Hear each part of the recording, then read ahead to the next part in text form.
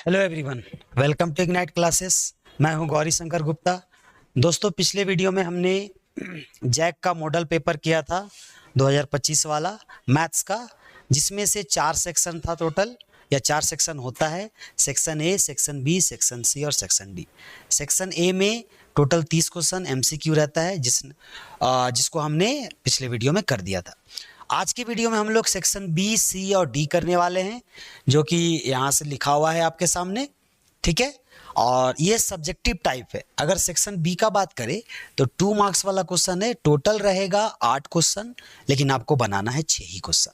लेकिन यहाँ पर हम आपके सामने 8 क्वेश्चन को सॉल्व कर देंगे, ठीक है। सिमिलरली सेक्शन सी में भी जाएंगे तो उसमें भी 8 क्वेश्चन रहेगा। 8 में से आपको 6 ही बनाना होगा एग्जाम में, लेकिन यहाँ पर हम 8 सॉल्व कर देंगे। उसी प्रकार अगर बात करें सेक्शन डी का, तो उसमें भी टोटल 6 क्वेश्चन होता है। 6 में से आपको 4 ही बनाना है एग्जाम में, लेकिन यहाँ पर हम 6 क्वेश्चन को सॉल्व करेंगे। तो आज की वीडियो में दोस्तों हम लोग सेक्शन बी, सी, डी को पूरा डिस्कस करने वाले हैं। तो ध्यानपूर्वक पूरा अच्छे से देखिएगा, कोई भी चीज़ मिस नहीं होना चाहिए। एक एक सॉल्यूशन, एक एक क्वेश्चन का सॉल्यूशन करेंगे और बारीकी से अच्छे तरीके से करेंगे, और इतना आसान तरीके से सीखेंगे कि सारा चीज़ एक बारी में याद हो जाए, ठीक है, समझ में आ जाए। तो चलिए दोस्तों स्टार्ट करते हैं। क्लियर दिख रहा है सारा? 31 क्या कहता है? Find HCF and LCM of numbers 6 and 20 by factorization method. किसका निकालना है हमको? 6 और 20 का निकालना है। क्या निकालना है? एचसीएफ और एलसीएम। किसके द्वारा? प्राइम फैक्टराइजेशन मेथड, ठीक है। प्राइम फैक्टराइजेशन मेथड क्या होता है? तो देखिए सॉल्यूशन इसका करते हैं। सबसे पहले 6 का करेंगे प्राइम फैक्टराइजेशन। जो हम लोग ऐसे ऐसे करते हैं ना, इसी को क्या बोलते हैं? प्राइम फैक्टराइजेशन, अवाज्य गुणनखंड। करते हैं 6 का कितने बारी से जाएगा? 2 बारी से 3, और फिर 3 से बोल सकते हैं 1 बारी। फिर 20 का कर दीजिए। 2 से चला जाएगा कितने बार में? 10 बार में। फिर 2 से चला जाएगा 5 बार में, और 5 को चाहे तो कर सकते हैं 1 बार में, कोई दिक्कत नहीं। इसके बाद करना क्या है? 6 का जितना भी फैक्टर्स आए, ये सबको क्या बोलते हैं? फैक्टर्स। जैसे 2, 3, 1, ये सबको क्या बोलते हैं? फैक्टर्स। 2, 2, 5, 1, ये सबको क्या बोलते हैं? फैक्टर्स बोलते हैं। तो जितना भी फैक्टर आए उसको लिख दीजिए। तो 2 गुना 3 गुना 1। सिमिलरली 20 का भी फैक्टर्स को लिख दीजिए। क्या क्या आया? 2 गुना 2 गुना 5 गुना 1। इसके बाद करना क्या होता है? इसमें मैच करना होता है चीज़ों को। जैसे जो भी लिखा हुआ है, देखना क्या है, दोनों में जो कॉमन चीज़ है उसको मैच कर दीजिए, ठीक है। अच्छे तरीके से थोड़ा सा मैच कर देना है। जैसे यहाँ पर देखिए 2 मैच कर रहा है, इसको मैच कर दिए, अच्छे से करना है। और कुछ मैच कर रहा है, ध्यान से देखे तो 1 मैच कर रहा है। 1 को नहीं भी लिखते तो चलता है, क्योंकि 1 को हम किसी के साथ मल्टीप्लाई करते हैं तो कुछ फर्क नहीं पड़ता है। हाँ जी, इतना करने के बाद लिखना है देयरफॉर, सबसे पहले एलसीएम। एलसीएम किसका किसका निकाल रहे हैं? तो ब्रैकेट में लिख देना है 6 और 20 का निकाल रहे हैं। जिसका भी निकालेंगे उसको ब्रैकेट में लिख देना है, ठीक है। बराबर करना क्या है? इसके बाद जो मैच कर रहा है उसको लिख दीजिए 1 बारी। जैसे 2 मैच कर रहा है तो 1 2 लिख देना है। 2 ठो 2 नहीं लिखना है, 1 ही 2 लिखना है। और क्या मैच कर रहा है? 1, तो लिख दीजिए 1। एलसीएम के केस में याद क्या रखना है? जो मैच कर रहा है उसको तो लिखना ही है, जो मैच नहीं कर रहा उसको भी लिख के गुना कर दीजिए। तो क्या क्या बच गया? तो हमारे पास बच गया 3, बच गया कितना? और 2 बच गया, और 5। और सबको गुना कर दीजिए, वही हमारा क्या हो जाएगा? आंसर हो जाएगा। कितना हो जाएगा? 5 दूनी 10, 3 दूनी 6, 6 को 10 से गुना कीजिएगा तो 60 आ जाएगा। तो इसका एलसीएम कितना आ गया? 60 आ गया। उसी प्रकार एचसीएफ निकाल लेते हैं। एचसीएफ ब्रैकेट में क्या लिखेंगे? जिसका हम निकाल रहे हैं। किसका किसका निकाल रहे हैं? 6 और 20 का, ठीक है। क्लियर दिख रहा होगा सारा बात। 6 और 20 का कितना हो जाएगा? तो एचसीएफ के केस में क्या करते हैं हम लोग? जो सिर्फ मैच करता है बस उसी को लिख के गुना कर दीजिए, आंसर। इसमें एक्स्ट्रा कुछ नहीं करना है। एलसीएम में क्या करते हैं कि जो मैच कर रहा है उसको तो लिखते ही है, साथ ही साथ जो मैच नहीं कर रहा उसको भी लिख के मल्टीप्लाई करते हैं। लेकिन एचसीएफ के केस में ऐसा नहीं है। इसमें जो मैच करेगा बस उसको लिखिए, वही आंसर हो जाएगा। क्या क्या मैच कर रहा है? 2 मैच कर रहा है, 1 मैच कर रहा है। तो 2 इंटू 1, मतलब 2 के बदले 1 ही 2 लिखना है, 2 ठो नहीं लिखना है। सिमिलरली 2 1 के बदले 1 ही 1 लिखना है। तो 2 गुना 1 कितना आ गया? 2। तो दोनों का एचसीएफ कितना आएगा? 1, ठीक है। तो इतना बना लीजिएगा तो कितना मार्क्स मिल जाएगा? 2 मार्क्स मिल जाएगा। चलिए आगे बढ़ते हैं। अगला क्वेश्चन, क्वेश्चन नंबर 32, इसमें क्या कह रहा है, find the zeros of the quadratic equation this. इसका क्या निकालना है, जीरोज। जीरोज मतलब होता है एक्स का वैल्यू, एक्स का मान जो निकालते हैं ना उसी को क्या बोलते हैं, जीरोज बोलते हैं। एक्स बोल लीजिए, वाई बोल लीजिए, क्वेश्चन में जो भी वेरिएबल दिया रहे। अभी तो क्वेश्चन में एक्स है तो एक्स है तो एक्स का वैल्यू निकालना होगा, ठीक है। अब इसको निकालने के लिए हमारे पास बहुत सारा तरीका होता है। जैसे होता है एक मिडिल फैक्टराइजेशन मेथड, दूसरा होता है कंप्लीटिंग स्क्वायर मेथड, और तीसरा होता है हमारे पास बाइनोमियल फार्मूला। लेकिन अगर कुछ ना बोला हो तो फिर आपका इच्छा, जैसे भी आप निकाल सकते हो। आमतौर पे अगर कुछ ना बोलता है तो ऐसे केस में हम लोग मिडिल फैक्टराइजेशन यूज करते हैं। उसमें करते क्या है, सबसे पहले जो क्वेश्चन दिया रहता है, जो भी क्वेश्चन दिया हुआ है सॉल्यूशन में लिख देते हैं उसको। पहले क्वेश्चन क्या है हमारे पास, x square minus 7x plus 12, और उसमें क्या करना होता है, इक्वल टू 0 लगा देना है, पहला। दूसरा काम क्या है, जो हमारे पास पहला टर्म है ये वाला, और आखिरी टर्म है विथ साइन, साइन भी ध्यान रखना है। दोनों टर्म को क्या करना है, रफली मल्टीप्लाई कर दीजिए। तो मल्टीप्लाई कीजिए। इसके ऊपर हमने वीडियो बनाया है, आप चाहो तो जाके देख सकते हो। इस वीडियो का नाम है पॉलिनोमियल, ठीक है, वहां देख सकते हो। तो 12 इसको मल्टीप्लाई कर दीजिए, कितना हो जाएगा, 12x स्क्वायर, 12x स्क्वायर, ठीक है। लास्ट में क्या है 12, यहाँ x स्क्वायर मल्टीप्लाई कर दिए। मल्टीप्लाई करने के बाद इसके बाद क्या करना है ना, कि जो भी वहां पर आया उसको ऐसा तोड़ना है कि 2 नंबर मिल जाए, और उस 2 नंबर को जोड़ने या घटाने पे बीच वाला नंबर आ जाए। तोड़ते हैं, बारी बारी तोड़ना है, एक ही, ठीक है। यहां पर 2 से 6 बारी में जाएगा, तो 6 और 2 को जोड़ने से 7 नहीं आ रहा है, ठीक है। एक बार और कर दीजिए, 2 से कितने बारी में, 3 बारी में। अब ध्यान दीजिए, 2 दूनी कितना 4, यहाँ पर 3, 4 और 3 को जोड़ने से कितना आ जा रहा है, 7 आ जा रहा है। तो उस पे ध्यान रखना है। चल देखिए, तो यहां पर कितना उतारेंगे 4, यहां पर उतारेंगे 3, यहां पर क्या है x, यहां पर एक 2x, एक एक x दोनों में दे देना है। उसके बाद साइन वाला कंडीशन, तो साइन वाला में क्या करना है हम लोग को, साइन वाला में यहां पर 4 है, यहां पर 3 है। हम ऐसा क्या साइन बैठा है जिससे -7x है, तो दिख रहा है क्लियरली दोनों में माइनस माइनस बैठाना पड़ेगा, ठीक है, तब ना -7x आएगा, ये तरीका।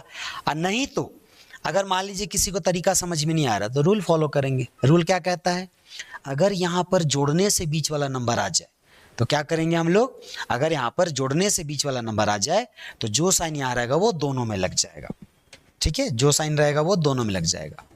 ये वाला तो खैर गलत हो गया था, ठीक है, जो साइन रहेगा वो दोनों में लग जाएगा। तो देखिए, तो यहां पर कौन सा साइन है, माइनस, तो माइनस दोनों में लग जाएगा। क्यों ऐसा, क्योंकि हमको दिख रहा है 4 और 3 को जोड़ रहे हैं तब तो 7 आ रहा है, मतलब जोड़ने वाला कंडीशन। आज जोड़ने वाला में क्या याद रखना है, जो साइन यहाँ रहेगा वो दोनों में लग जाएगा।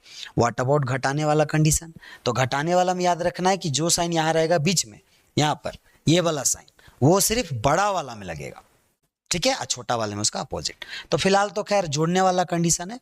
चलिए आते हैं, तो इसको बनाते हैं एक्स स्क्वायर।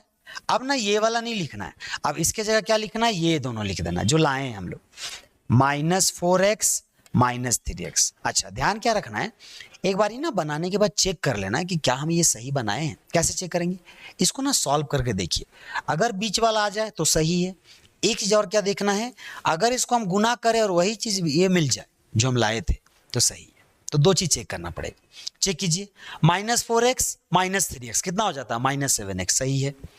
गुना कीजिए, माइनस माइनस प्लस, 4 तिया 12 और x गुना x, x स्क्वायर, क्लियरली ऊपर वाला आ रहा है, मतलब बिल्कुल सही है।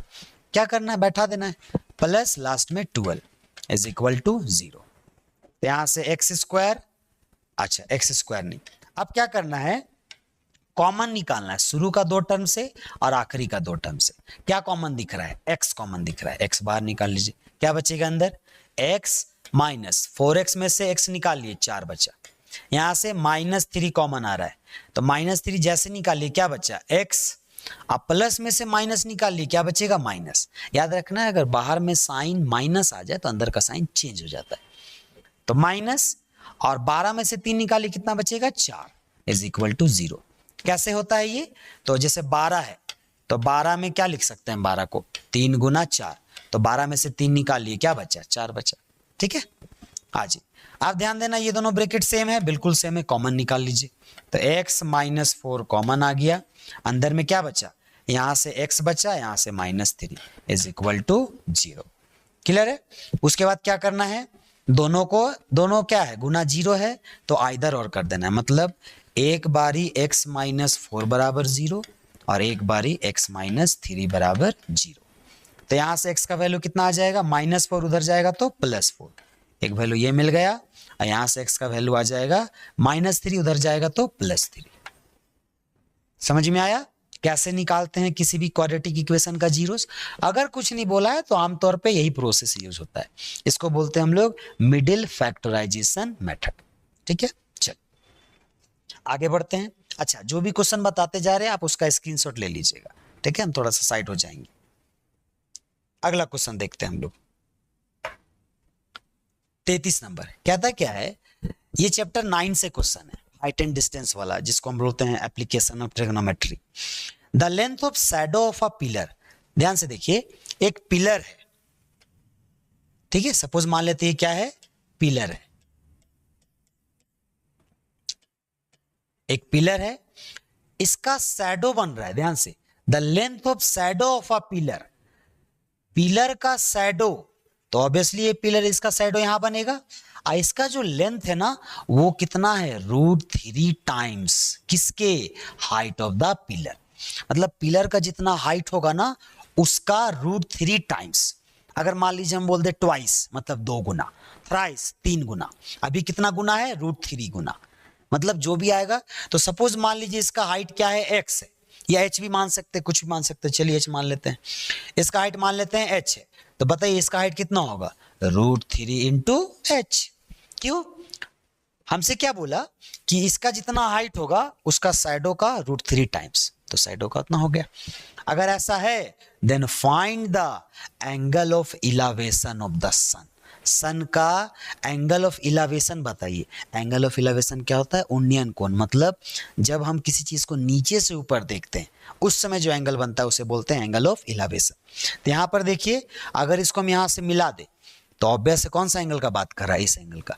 इसका तो बात करेगा नहीं क्योंकि ये पहले से 90 होता है, 90 का जिक्र नहीं होता है यहाँ पर, ठीक है, वो पहले से रहता है। इसका बात कर रहा है, क्यों, क्योंकि यहाँ साफ सब लिख दिया क्या, इलेवेशन। इलेवेशन मतलब क्या होता है, नीचे से ऊपर जब देखते हैं उस समय जो एंगल बनता है। तो बताइए ये एंगल कितना हो, तो सिंपल है, मान लेते इस एंगल को थीटा मान लेते हैं। तो हम लोग क्या करेंगे, फॉर्मूला बैठाएंगे ट्रिग्नोमेट्री का। हमारे पास गिवन क्या क्या है, मान लीजिए h है, ये h तो मान लिए हैं, और ये वाला गिवन है। ध्यान से देखिए तो थीटा के अकॉर्डिंग ये वाला साइड क्या हो जाएगा, बेस हो जाएगा, ठीक है, ये वाला साइड बेस हो जाएगा, और ये वाला साइड क्या हो जाएगा, परपेंडिकुलर। वो आपको लग रहा है h है, h तो हाइट हम माने, हाइपोटेनस नहीं समझना इसको, हाइपोटेनस नहीं है ये। तो फॉर्मूला क्या होता है पाइथागोरस का, पाइथागोरस नहीं लगाएंगे क्योंकि हमको इसका जरूरत नहीं है। डायरेक्टली हम लोग क्या करेंगे, हमको b गिवन है और p गिवन है, p और b से कौन सा फॉर्मूला आता है, tan थीटा या तो cot थीटा, कोई भी एक लगा दीजिए। सपोज मान लेते हैं हम tan थीटा लगाते हैं, तो tan थीटा का फॉर्मूला क्या होता है, p/b। p इधर लिख देंगे tan थीटा, p का वैल्यू कितना है, p का वैल्यू h है, और b का वैल्यू कितना है, √3 इंटू h। h से h कट गया कितने बारी में, एक बारी में, क्या आया, 1/√3। इधर क्या है हमारे पास, tan थीटा। अब tan थीटा 1/√3 कब मिलता है, जब हमका थीटा का वैल्यू कितना होता है, 30 डिग्री। तो क्या लिख देंगे, tan थीटा बराबर, ये कब आता है, tan 30 डिग्री में। और दोनों तरफ से आप कह सकते हो tan कट जाएगा, ठीक है, थीटा बराबर कितना आएगा, 30 डिग्री। वैसे हम लोग ऐसे काट के दिखाते नहीं है, लेकिन समझने के लिए कर सकते हैं। तो थीटा कितना आया, 30 डिग्री। इसका मतलब एंगल ऑफ इलेवेशन कितना बन रहा है, 30 डिग्री। ये बन रहा है 30 डिग्री। क्लियर है, इस टाइप से करेंगे हम लोग। नेक्स्ट क्वेश्चन देखते हैं, number 4। If the first term of AP is 2, first term मतलब क्या हुआ, a1, फर्स्ट टर्म मतलब a1, ये डिनोशन है, कितना दे दिया, 2, and common difference is 3, common difference मतलब d, कितना दे दिया, 3, then find the 8th term, 8वां टर्म निकालिए। तो ए 8 निकालना है। 8 का फॉर्मूला क्या होता है, a प्लस 7 इंटू डी, बैठा दीजिए। a का वैल्यू दिया हुआ है 2 प्लस 7 बीच में इंटू है और d का वैल्यू 3, कैलकुलेट कर दीजिए। 2 प्लस कितना हो जाएगा 21, 21 और 2 कितना हो जाएगा 23। इस तरह से निकल गया 8 तक। बहुत आसान था, सारे 2 मार्क्स वाले क्वेश्चन है, आसान आसान है, आप इजिली कर पाओगे। ठीक है, चलिए नेक्स्ट देखते हैं। 35 number, a square is made by bending a circular wire of radius 28 centimetre. कहता क्या है, एक स्क्वायर बनाया जा रहा है, बना दिए। स्क्वायर मतलब वैसा क्वाड्रिलेटरल जिसका चारों साइड इक्वल होता हो और ईच एंगल 90 डिग्री, उसे स्क्वायर बोलते हैं। तो एक स्क्वायर बनाया जा रहा है, square is made by bending a circular wire of radius 28 centimetre.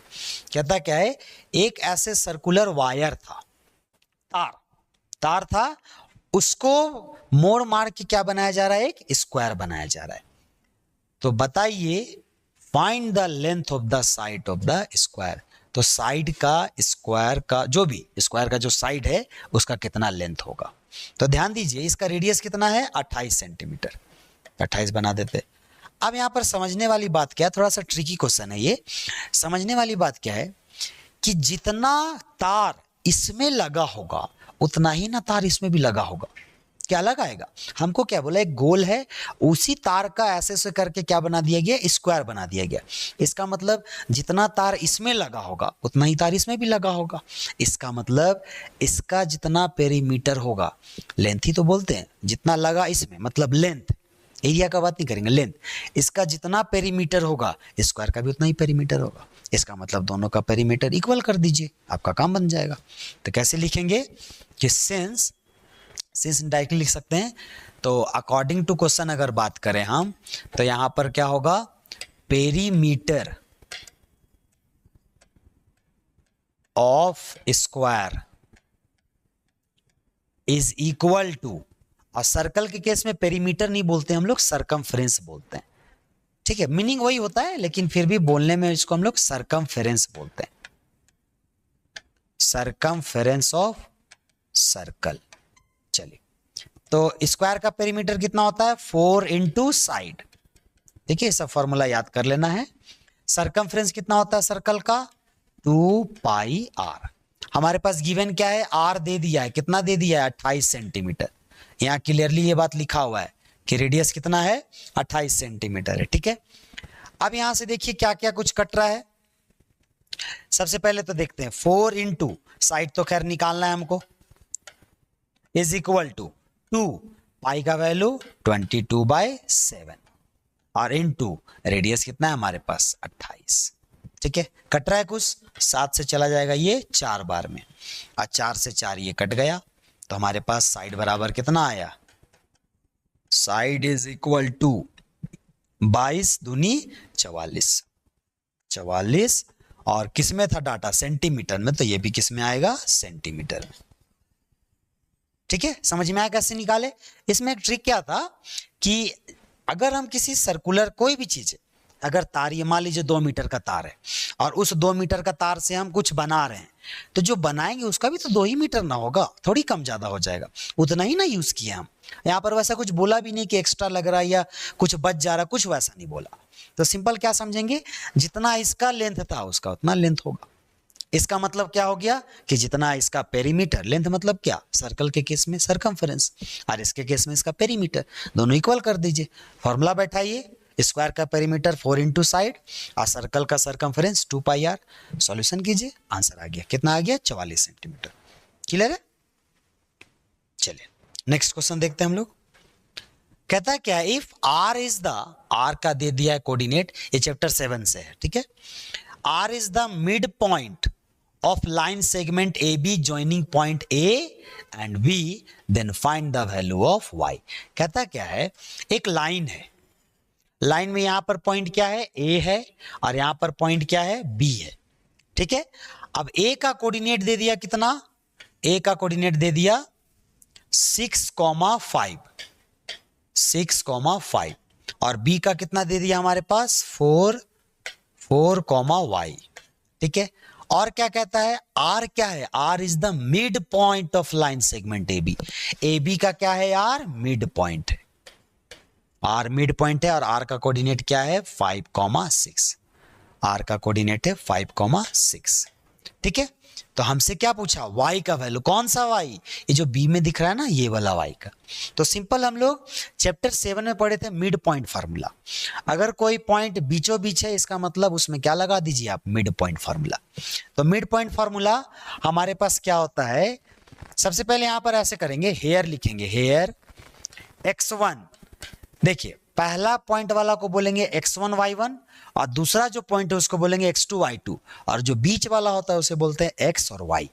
ठीक है, तो यहां पर x1 कितना है 6, y1 कितना है 5। याद कैसे रखेंगे, पहला है मतलब 1 1, दूसरा है मतलब 2 2। तो x2 कितना है, b वाले पॉइंट को देखेंगे, इसको नहीं, ये तो मिड पॉइंट होता है xy, b वाले में x2 कितना है 4, y2 कितना है y, और x कितना है हमारे पास, x है हमारे पास 5, और y है हमारे पास 6। हमको क्या चाहिए, इस y का वैल्यू चाहिए। अच्छा, ये जो y लिखे ये वाला, और ये दोनों अलग चीज है, ये y हम लोग इसको बता रहे, और ये y की जगह कुछ वैल्यू आएगा। ठीक है, दोनों अलग चीजें, सेम नहीं समझना है दोनों नंबर ही, लेकिन अलग अलग चीज है। ठीक है, सेम भी आ सकता है, कोई दिक्कत नहीं है, लेकिन अभी फिलहाल समझना कि दोनों अलग चीजें। हमको क्या चाहिए, इस y का वैल्यू चाहिए, ये किस पोजीशन पर है, y कोऑर्डिनेट के पास, तो y का फॉर्मूला लगा दीजिए, x का जरूरत ही नहीं है हमको, तो लिखेंगे therefore by mid point formula, mid point formula क्या होता है, मिड पॉइंट फार्मूला सिर्फ y के लिए यूज कीजिए, क्योंकि हमको y का ही जरूरत है सिर्फ। तो y बराबर होता है y1 plus y2 divided by 2। y1 कितना है हमारे पास 5, प्लस y2 कितना है हमारे पास y डिवाइडेड बाई 2, और लेफ्ट साइड में y का वैल्यू गिवन है कितना है 6, तो हमारे पास कितना आ गया 6 बराबर 5 प्लस y डिवाइडेड बाई 2। अब यहां से क्या करेंगे, क्रॉस मल्टीप्लाई करेंगे, आंसर आ जाएगा हमारा।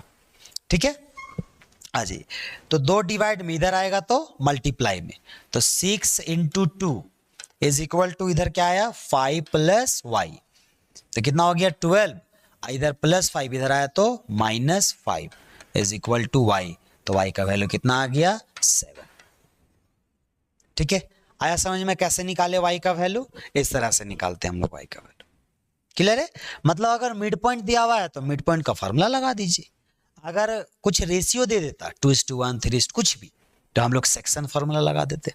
ठीक है, वैसे अगर क्वेश्चन आएगा तो उसको देखेंगे। चलिए आ जाते हैं हम लोग अगले क्वेश्चन में।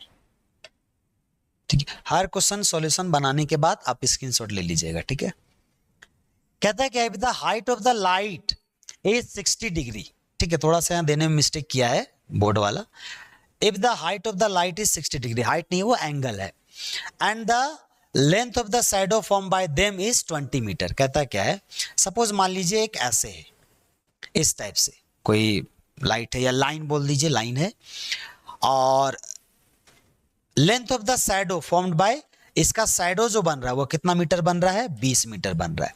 यहां से इसको ऐसे मिला दीजिए, और यहां पर तो पक्का है यहाँ 90 डिग्री आएगा हमारे पास। ठीक है, अब कहता क्या है कि 20 मीटर बन रहा है, और हाइट ये कितना दे दिया 60 डिग्री दे दिया, तो यहां पर कितना बना देंगे हम लोग 60 डिग्री बना देंगे। ठीक है, then what will be the height of the pillar, actually यहां पर पिलर ही दिया था वो, तो what will be the height of pillar, इस पिलर का बताइए हाइट कितना होगा। तो सेम प्रोसेस अभी 1-2 क्वेश्चन पहले हम लोग किए थे, तो मान लेते हैं इसका नाम, या मान लीजिए इसको h मान लीजिए। तो ध्यान से देखिए, तो ये एंगल है, और ये हमारे पास एंगल से सटा हुआ साइड क्या कहलाता है, बेस कहलाता है, और ये वाला परपेंडिकुलर कहलाता है। तो क्या क्या गिवन है हमके पास, बेस और परपेंडिकुलर, कौन सा फॉर्मूला लगेगा, tan थीटा या फिर cot थीटा। तो लगा देते हैं, चलिए tan थीटा का फॉर्मूला, tan थीटा क्या होता है फॉर्मूला, P/B, तो tan थीटा का कितना डिग्री है 60 degree, is equal to P क्या है हमारे पास h। फिर से बता दें, ये h को हाइपोटेनस नहीं समझना है, h उसका लेंथ को माने हैं, हाइपोटेनस तो ये वाला होता है, और उधर कितना है हमारे पास 20 है। ठीक है, तो कितना हो जाएगा tan 60 का वैल्यू √3, इधर आ गया h/20। अब 20 इधर डिवाइड में इधर ले आइए, मल्टीप्लाई में आ जाएगा, तो 20√3 बराबर h, मतलब सीधा करके लिख दीजिए h का वैल्यू कितना आया 20√3 मीटर, मतलब पिलर का हाइट कितना है 20√3 मीटर। ठीक है, समझ में आया? थोड़ा सा क्वेश्चन में अजीब टाइप से दे दिया था, वो प्रिंटिंग मिस्टेक हो सकता है। सिंपल बात क्या कह रहा है, एक पिलर है वो इतना एंगल बना रहा है और पिलर का साइड वो इतना मीटर बन रहा है, तो बताइए पिलर का हाइट क्या होगा। जब भी ऐसा टाइप का क्वेश्चन पूछे ना, सिंपली करना क्या है, आपको फॉर्मूला ढूंढना है। 6 फॉर्मूला होता है हमारे पास, tan theta, cot theta, sine, cos, cosec sec, कोई एक ढूंढना है। कैसे ढूंढेंगे, तो पहले पहचानेंगे जो साइड गिवन है वो क्या है और जो साइड निकालना है वो क्या है। आप पहचानने के बाद फॉर्मूला लगा देंगे। अगर मान लीजिए P और B है तो हमको पता है या तो tan थीटा का फॉर्मूला होगा या तो cot थीटा का फॉर्मूला होगा। अगर मान लीजिए ये वाला गिवन होता तो ये क्या था H, और ये गिवन होता तो H और B, मतलब B और H या तो cos थीटा या तो sec थीटा। ठीक है, इस तरह से। चलिए नेक्स्ट करते हैं अगला question. If the length of the diagonal of cube is 6√3 metre, then what will be the area of its entire surface. इसको ध्यान से समझना है। हमसे क्या बोला, length of the diagonal of a cube, एक क्यूब है, क्यूब मतलब जिसका लेंथ ब्रेथ हाइट सब सेम हो, वैसे शेप को क्या बोलते हैं हम लोग, क्यूब बोलते हैं। हम लोग तो खेलते भी है वो क्यूब, ऐसे ऐसे करके जो खेलते हैं। ठीक है, तो कहता है क्या, इसका डायगोनल दे दिया, कितना दे दिया 6√3 सेंटीमीटर। तो पूछा क्या, बताइए इसका एरिया क्या होगा, इंटायर सरफेस मतलब पूरा एरिया क्या होगा। इंटायर मतलब टोटल सरफेस का बात कर रहा है। ठीक है, तो एरिया क्या होगा, तो सबसे पहले अगर हम एरिया ऑफ क्यूब का बात करें, क्लियर दिख रहा है, हाँ, एरिया ऑफ क्यूब का बात करें तो क्या होता है एरिया ऑफ क्यूब, 6L²। यहां पर L क्या है, उसका साइड है या एज कह लो आप।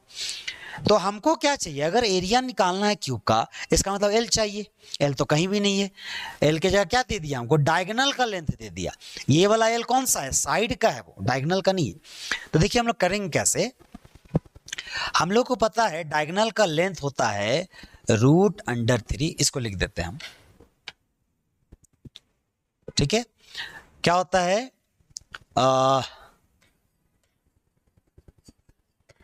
Length of diagonal of cube, इसका फॉर्मूला होता है √3 × L। ठीक है, ये फॉर्मूला था, जहां पर L क्या है, उसका साइड का बात कर रहा है। ठीक है, अब लेंथ ऑफ डायगोनल इतना दे दिया और गिवन कितना है 6√3, क्या गिवन है, length of diagonal of cube, और इज इक्वल टू कितना √3 × L। तो यहां से देखिए √3 कट गया, L का वैल्यू कितना आ गया 6, और L का वैल्यू 6 किस में, सेंटीमीटर में। L मिल गया, अब जैसे ही L मिल गया क्या निकाल लेंगे, क्यूब का एरिया निकाल लेंगे। क्या होता है फॉर्मूला, 6L², 6 × L²। L का वैल्यू कितना लाए हम लोग, 6 लाए, तो क्या हो जाएगा 6 का स्क्वायर, तो कितना हो जाएगा 6 गुना इसका 36 और गुना करेंगे तो 216, गुना करके देख लीजिएगा आप लोग, इतना सेंटीमीटर स्क्वायर। समझ में आया कैसे एरिया निकाले क्यूब का, इस तरह से। मतलब हमको डायगोनल दिया हुआ था, डायगोनल के हेल्प से बोला क्यूब का एरिया निकाल दीजिए, निकाल दिए। आइए नेक्स्ट, प्रूव दैट। अब आ गया सेक्शन सी। अब यहां से जितने भी क्वेश्चन आएंगे वो 3 मार्क्स वाले क्वेश्चन आएंगे।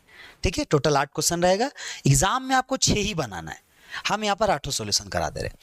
सबसे पहले बोला prove that √2 is an irrational number. तो इरेशनल वाला भी वीडियो बनाया है हमने, तो आप जाके देख सकते हैं चैनल में। ठीक है, आ जाइए। करना क्या होता है इसमें ना, कुछ लैंग्वेज लिखना होता है बस सॉल्यूशन, तो हम डायरेक्टली सॉल्यूशन कर देते हैं।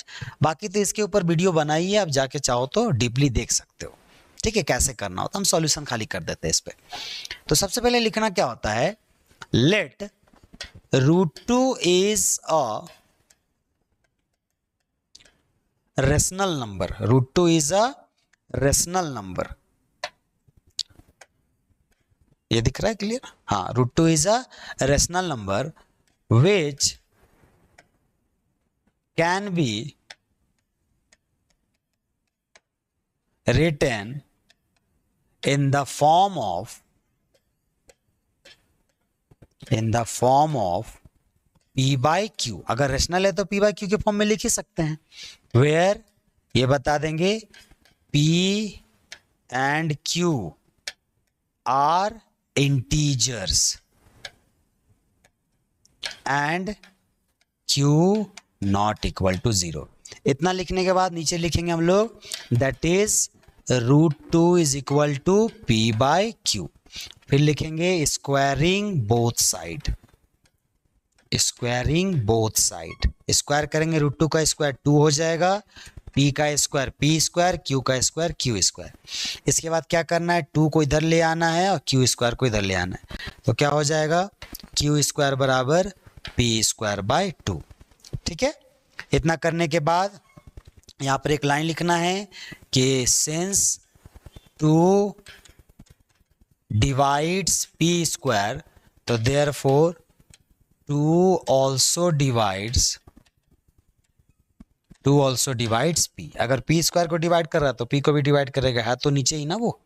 ठीक है, आ जाइए। इतना करने के बाद यहाँ पर लेट करना है, लेट P बराबर 2C और इसको पुट कर देना जहाँ पर हम लोग लास्ट छोड़े थे, यहाँ पर लाके पुट कर देना है, तो पुट कर दीजिए। तो फ्रॉम इक्वेशन 1 में क्या हमारे पास Q स्क्वायर बराबर P स्क्वायर बाई 2, ये हमारे पास 1 में है।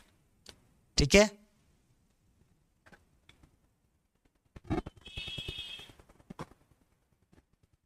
अच्छा इसके बाद जैसे किए, इसके बाद क्या करेंगे, यहां से 2 को अच्छा पुट किए ना, यहां पर पुट करना है अभी, तो Q square is equal to P की जगह 2C का होल स्क्वायर और नीचे कितना है 2 है, तो Q स्क्वायर बराबर कितना आ जाएगा 4C स्क्वायर डिवाइडेड बाई 2। 2 से ये 2 कट गया, तो 2 इधर मल्टीप्लाई में इधर ले आइए, किस में आ जाएगा डिवाइड में, तो कितना आ गया C स्क्वायर। यहाँ से भी क्या पता चला कि 2 क्या कर रहा है, Q स्क्वायर को डिवाइड कर रहा है, तो फिर से वही लाइन लिख देंगे हम लोग। ठीक है, क्या लाइन लिखेंगे कि सिंस 2 डिवाइड्स Q स्क्वायर, इसीलिए 2 also divides Q। ठीक है, यहां तक कर लिए। इसके बाद क्या करना है, कुछ 1-2 लाइन लिखना है, हमारा आंसर कंप्लीट हो जाएगा। लाइन कैसे लिखते हैं हम लोग, तो हम लोग 2 चीज देखे, क्या क्या देखे हम लोग, एक तो ये देखे कि 2 डिवाइड कर रहा है P को, और एक यहां देखे 2 डिवाइड कर रहा है Q को। इसका मतलब 2 क्या है, P और Q का कॉमन फैक्टर है, तब ना दोनों को डिवाइड कर रहा है। तो वही लाइन लिखेंगे कि therefore we have at least 2 as common factor किसका किसका, of P and Q। P और Q का क्या है, कॉमन फैक्टर है, बट नीचे लाइन में लिखेंगे बट वी नो दैट कि P और Q के पास कंडीशन होता है कि एक से ज्यादा कोई फैक्टर नहीं हो सकता उसका, but we know that P and Q have no other common factor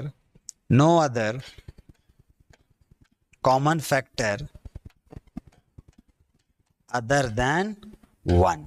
मतलब एक के अलावा और भी फैक्टर नहीं हो सकता, इसका मतलब गलती हुआ, तो वही लिखेंगे therefore this contradiction या this incorrection भी बोल सकते हो आप, this contradiction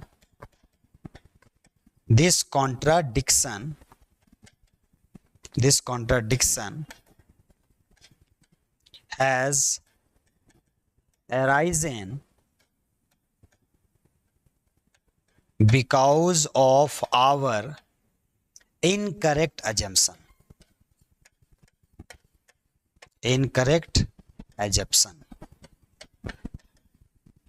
Therefore अच्छा, इनकरेक्ट एजम्पशन क्या था, इनकरेक्ट एजम्पशन ये था कि हमने √2 को क्या मान लिया था, रेशनल, तो ये लिखेंगे incorrect assumption that √2 is a rational number, rational number.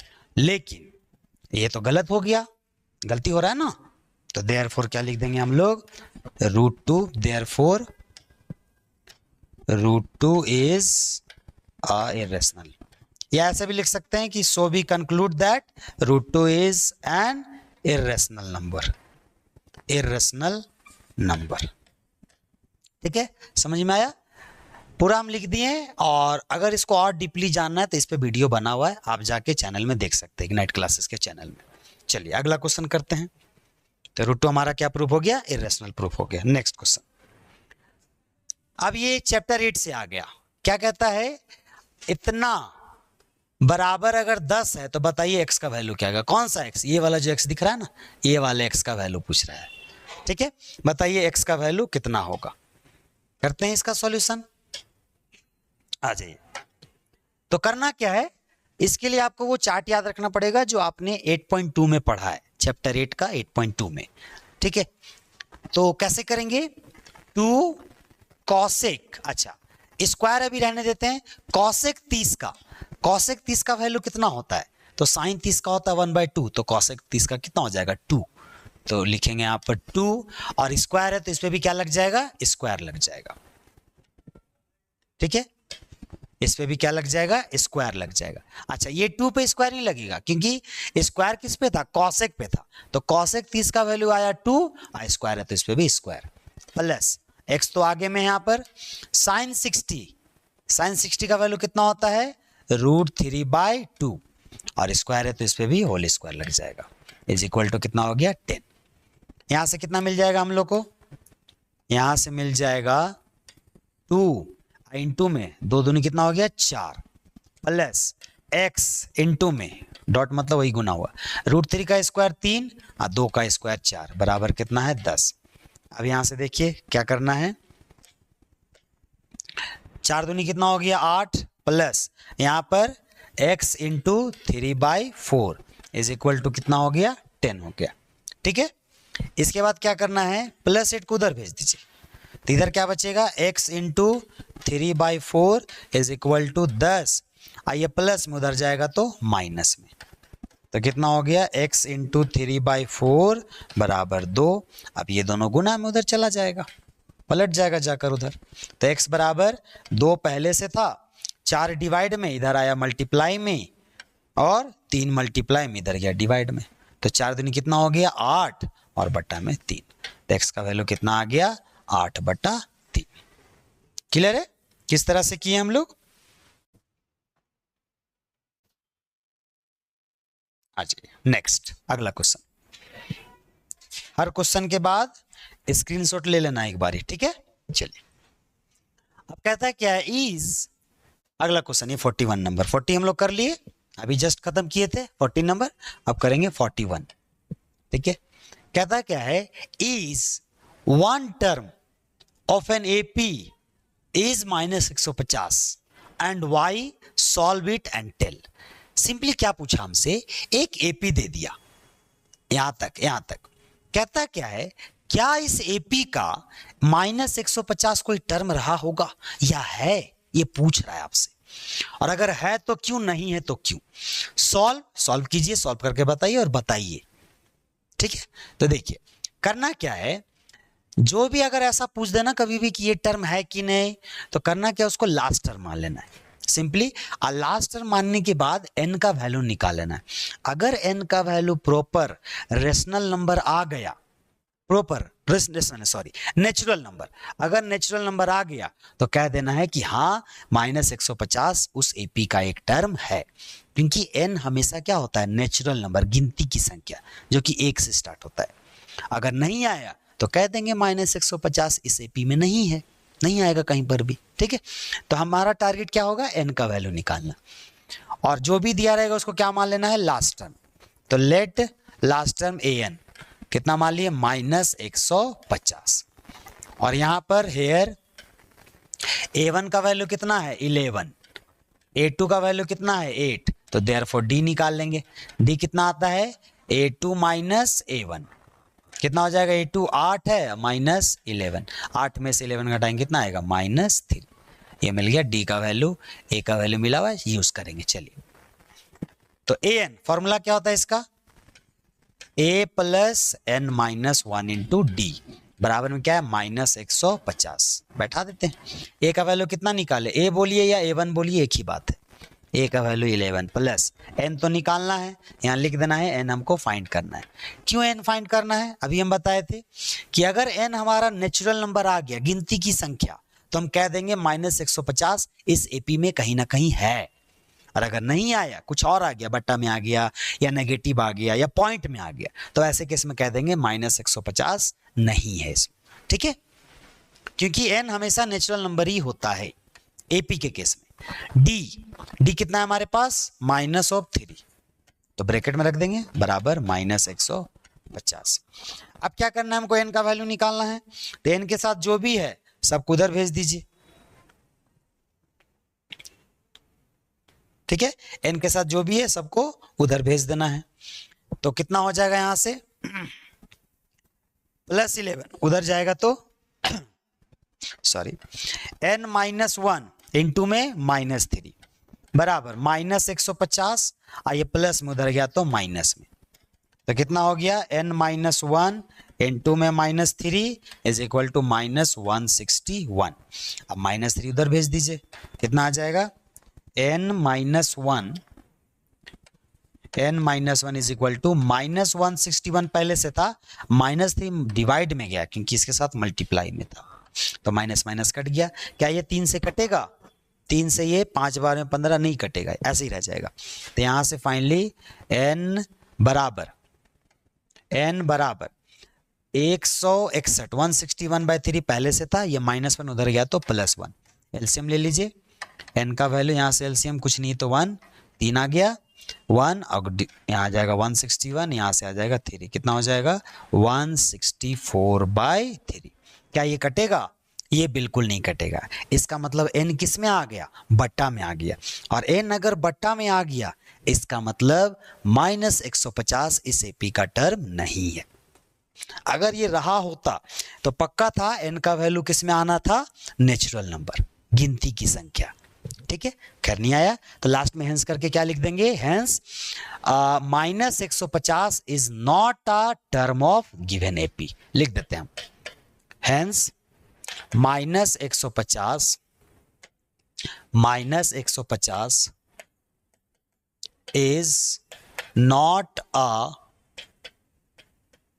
Term of given AP. ठीक है, एपी का वो टर्म नहीं है। क्लियर, इस तरह से बनाएंगे। नेक्स्ट क्वेश्चन करते हैं हम लोग। देयर आर 3, ये प्रोबेबिलिटी का क्वेश्चन है। ठीक है, there are 3 red and 5 black balls in a bag. एक बैग है, ठीक है, एक बैग है हमारे पास, बैग में 3 रेड बॉल है। ठीक है, तीनों मान लेते कैसा बॉल है, रेड बॉल है, मानना क्या दिया हुआ है, और 5 ब्लैक बॉल है, 1 2 3 4 5, पांचों कैसा बॉल है, ब्लैक बॉल है। ठीक है, पांचों ब्लैक बॉल है। अब करना क्या है, 1 ball is drawn at random from this bag, एक बॉल को निकाल लेगा। अब कौन सा निकाला गया ये पता नहीं है अभी, बस बोला कि एट रैंडम मतलब बिना देखे ऐसे करके हम लोग निकाल लिए। What is the probability that the ball is red, बताइए जो बॉल निकाला गया वो कैसा बॉल है। तो कैसा दे दिया, रेड दे दिया आपको, तो बोला रेड का आने का चांसेस कितना है, तो ध्यान से देखिए रेड का कितना चांसेस है, 3। तो हम लोग का फॉर्मूला होता है favourable outcome by total possible outcome, तो फॉर्मूला बैठा देना है।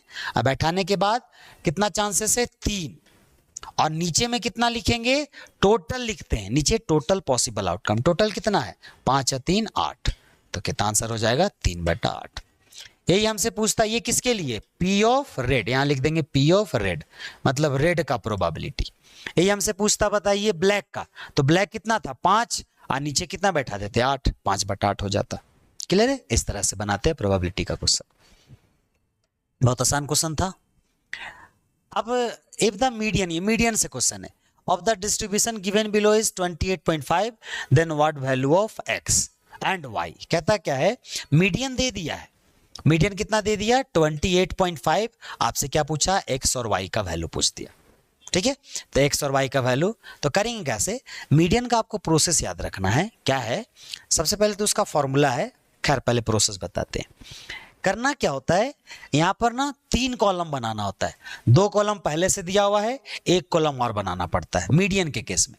तो 1 कॉलम चलिए इसी में बना देते हैं हम, और जो कॉलम हम बनाते हैं उसका नाम देते हैं हम लोग कम्युलेटिव फ्रीक्वेंसी। ठीक है, इसका नाम क्या होता है, कम्युलेटिव फ्रीक्वेंसी, शॉर्ट में लिख देते हैं CF, और हिंदी में इसको बोलते हैं संचयी बारंबारता। अब करना क्या होता है, कम्युलेटिव फ्रीक्वेंसी कैसे निकलता है, फ्रीक्वेंसी से ही निकलता है ये वाला। कैसे, पहला का पहला नंबर उतार दीजिए, यहां पर पहला का पहला नंबर उतार देना है। उसके बाद क्या करना ना, इसको ऐसे ऐसे करके जोड़ते जाना है। तो 5 + x, ये x है यहां पर, ठीक है। फिर इसको इससे जोड़ना है, मतलब तिरछा तिरछा जोड़ते जाना है। तो इसको इससे जोड़ेंगे कितना हो जाएगा, 5 और 20 25 + x। x तो नंबर है नहीं कि जुटेगा, वो सिंपली ऐसे लिखा जाएगा। फिर इसको इससे जोड़ेंगे कितना आ जाएगा, 25 और 15 40 + x। फिर इसको इससे जोड़ेंगे तो 40 + x + y। फिर इसको इससे जोड़ देते हैं तो 40 और 5 45 + x + y। और ये लास्ट में दिया हुआ है, ये कोई नंबर नहीं है, ये टोटल मिला के दिया, मतलब सबको जोड़ेंगे तो कितना आएगा, 60 आएगा। तो जोड़ने पे 60 आ रहा है, तो फ्रीक्वेंसी का जोड़ने पे जो आता है ना, उसको हम लोग n से डिनोट करते हैं। n कितना आ रहा है, 60। उसके बाद क्या निकाल लेते हैं हम लोग, n/2 निकाल लेते हैं। तो 60/2 कितना आ जाएगा, 30। अब उसके बाद करना क्या होता है, ऐसे तो आमतौर पे हम लोग मीडियन के केस में कैसे करते हैं, जो n/2 आता है ना, उससे हल्का बड़ा इसमें देखते हैं। लेकिन अभी क्या है हमारे पास XYZ के फॉर्म में, XY के फॉर्म में, तो वैसे नहीं देख पा रहे। तो डायरेक्टली क्या करेंगे हम लोग, फ्रीक्वेंसी वाले कॉलम में जाएंगे और देखेंगे सबसे बड़ा कौन है, और जो सबसे बड़ा होगा उसी को F मान लेंगे। तो सबसे बड़ा कौन है, 20। 20 हमारा क्या हो जाएगा, F हो जाएगा। ठीक है, अच्छा कोई बोलेगा x और y भी तो बड़ा हो सकता है 20 से, लेकिन ध्यान से देखो, 20 5 25, 25 और 15 कितना होता है, 40, 40 और 5 45, और x और y और है, तो क्या x और y का वैल्यू 20 से ज्यादा होगा, हो ही नहीं सकता है। 45 तो पहले हो चुका है, इसका मतलब x और y मिला के 15 आने वाला है। तो मिला के 15, यहाँ तो अकेला का बात क्या है, मतलब 20 से बड़ा नहीं है यहाँ पर। तो सबसे बड़ा कौन हो गया, 20, उसको क्या मान लिए, f। और जिसको हम लोग f मानते हैं उसी के सामने वाला, तो इसके सामने कौन है, ये वाला, और इसी के जस्ट ऊपर वाला को हम लोग क्या मानते हैं, CF मानते हैं। ठीक है, उसको हम लोग CF बोल देते हैं। और जो F माने हैं उसी के सामने वाला को क्या मानते हैं हम लोग, मीडियन क्लास। तो ये क्या बन गया हमारा, मीडियन क्लास। तो यहां से क्या क्या मिला, सारा बात लिख देंगे। सबसे पहले हमको मिला F का वैल्यू कितना, 20। फिर CF का वैल्यू कितना मिला, 5 + x। ध्यान ये रखना है कि जो F के सामने वाला होता है उसको CF नहीं बोलते हैं, उसके ऊपर वाले को CF बोलते हैं, जस्ट ऊपर वाले को। और F के सामने वाला को क्या बोलते हैं, मीडियन क्लास। F के सामने वाला को बोलते हैं मीडियन क्लास। ठीक है, मीडियन क्लास कितना दे दिया, 20 से लेकर के 30 तक दे दिया। अच्छा, मीडियन क्लास से हमको क्या मिलता है, L मतलब होता है लोअर लिमिट, जो कि कितना है, 20। इधर वाले को लोअर लिमिट L बोलते हैं, इधर अपर लिमिट बोलते हैं। और इससे इसका जो गैप होता है उस, देखिए दोस्तों, तो फॉर्मूला क्या होता है, L + n/2 - CF/F × H। ठीक है, ये फॉर्मूला है हमारे पास। आज बैठा देना है। इसके बाद L कितना है हमारे पास, 20 + n/2 का पूरा वैल्यू कितना आया है, 30 आया है। तो 30 - CF कितना है, 5 + x। तो आगे माइनस है, तो CF का जो भी वैल्यू आएगा उसका साइन चेंज हो जाएगा माइनस की वजह से। तो क्या हो जाएगा, -5 - x, और डिवाइडेड बाय F कितना है हमारे पास, 20, और इंटू में H कितना है हमारे पास, 10। तो 0 से यहाँ 0 कट गया, कितना आया। अच्छा, इधर हम लोग को गिवन है मीडियन का वैल्यू दे दिया 28.5। हम लोग शुरू में ही देखे थे, क्वेश्चन में ही था कि मीडियन का वैल्यू कितना है, median of the distribution given below is 28.5, तो वो लिख दिया हम लोग। ठीक है, अब +20 से इसको इधर कर देते हैं, तो इधर है 28.5, ये +20, इधर आएगा तो -20। इधर क्या बचेगा, 30 में से 5 घटाएंगे तो 25 माइनस x डिवाइडेड बाय नीचे क्या बचा 2। अब इधर घटा दीजिए, कितना आएगा यहाँ पर 8.5, और 2 इधर भागा में इधर भेज दीजिए, गुना में आ जाएगा। इधर कितना बचेगा 25 माइनस x, तो यहाँ से इसको गुना करेंगे कितना आएगा 17, इधर प्लस में 25 है, इधर आएगा तो -25 इज इक्वल टू -x। तो यहाँ से कितना है हमारे पास, 17 में से 25 घटाएंगे कितना आएगा -8 आएगा, तो -8 अब बराबर इधर क्या है -x। ठीक है, दोनों तरफ माइनस माइनस कट गया, ये किसका वैल्यू आ गया, x का वैल्यू आ गया, x का वैल्यू मिल गया।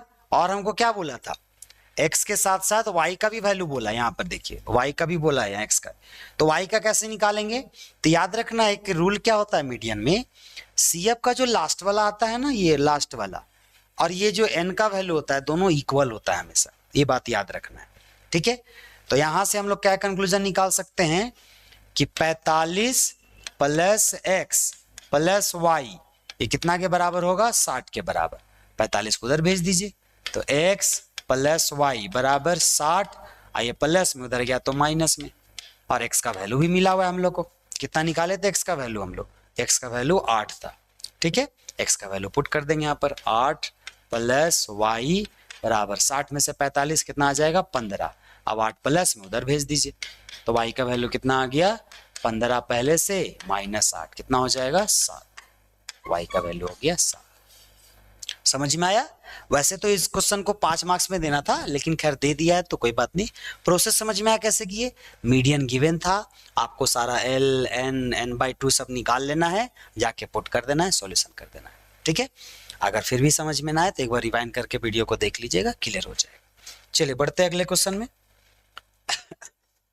ये है चैप्टर 9 से क्वेश्चन, क्या है, from a point on the ground which is 30 metre away from the foot of the tower. कहता क्या है, ग्राउंड में कोई एक पॉइंट है, सपोज मान लेते ये पॉइंट है, ये वाला पॉइंट है, इसका कुछ नाम दे देते हैं, सपोज मान लीजिए हम ए नाम दे देते हैं। ठीक है, विच इज ये जो पॉइंट है ना 30 मीटर अवे, दूर है किससे, from the foot of the tower. तो सपोज मान लीजिए टावर यहां पर है, तो टावर का फुट ये है, इससे ये कितना दूरी पर है 30 मीटर के दूरी पर है, 30 मीटर। ठीक है, the angle of elevation of the top of the tower, angle of elevation अभी बताए थे, जो नीचे से ऊपर जब देखते हैं उस समय जो एंगल बनता है उसे बोलते हैं angle of elevation of top of the tower is 30 degree. मतलब यहां से जब टावर के टॉप में देखा जा रहा है तो एंगल ऑफ इलेवेशन मतलब यहाँ वाला एंगल कितना डिग्री बन रहा है 30 डिग्री बन रहा है। अगर ऐसा है तो find the height of the tower, बताइए टावर का हाइट कितना होगा। तो ये हमारा क्या है टावर है, इसको ऐसे लिख देंगे, ये क्या है टावर है, और इसका नाम दे देंगे हम लोग, ये टावर है, इसका नाम सी दे दीजिए या बी, यहाँ पर सी। आइए 90 तो बनता ही है। अब ध्यान क्या देना है, हमको क्या निकालना है, हमको निकालना है BC निकालना है। तो जो साइड गिवन है देखिए, तो एंगल से सटा हुआ साइड है, मतलब ये कौन सा हो जाएगा बेस हो जाएगा, और ये दूर वाला ये क्या हो जाएगा परपेंडिकुलर हो जाएगा, मतलब P और B।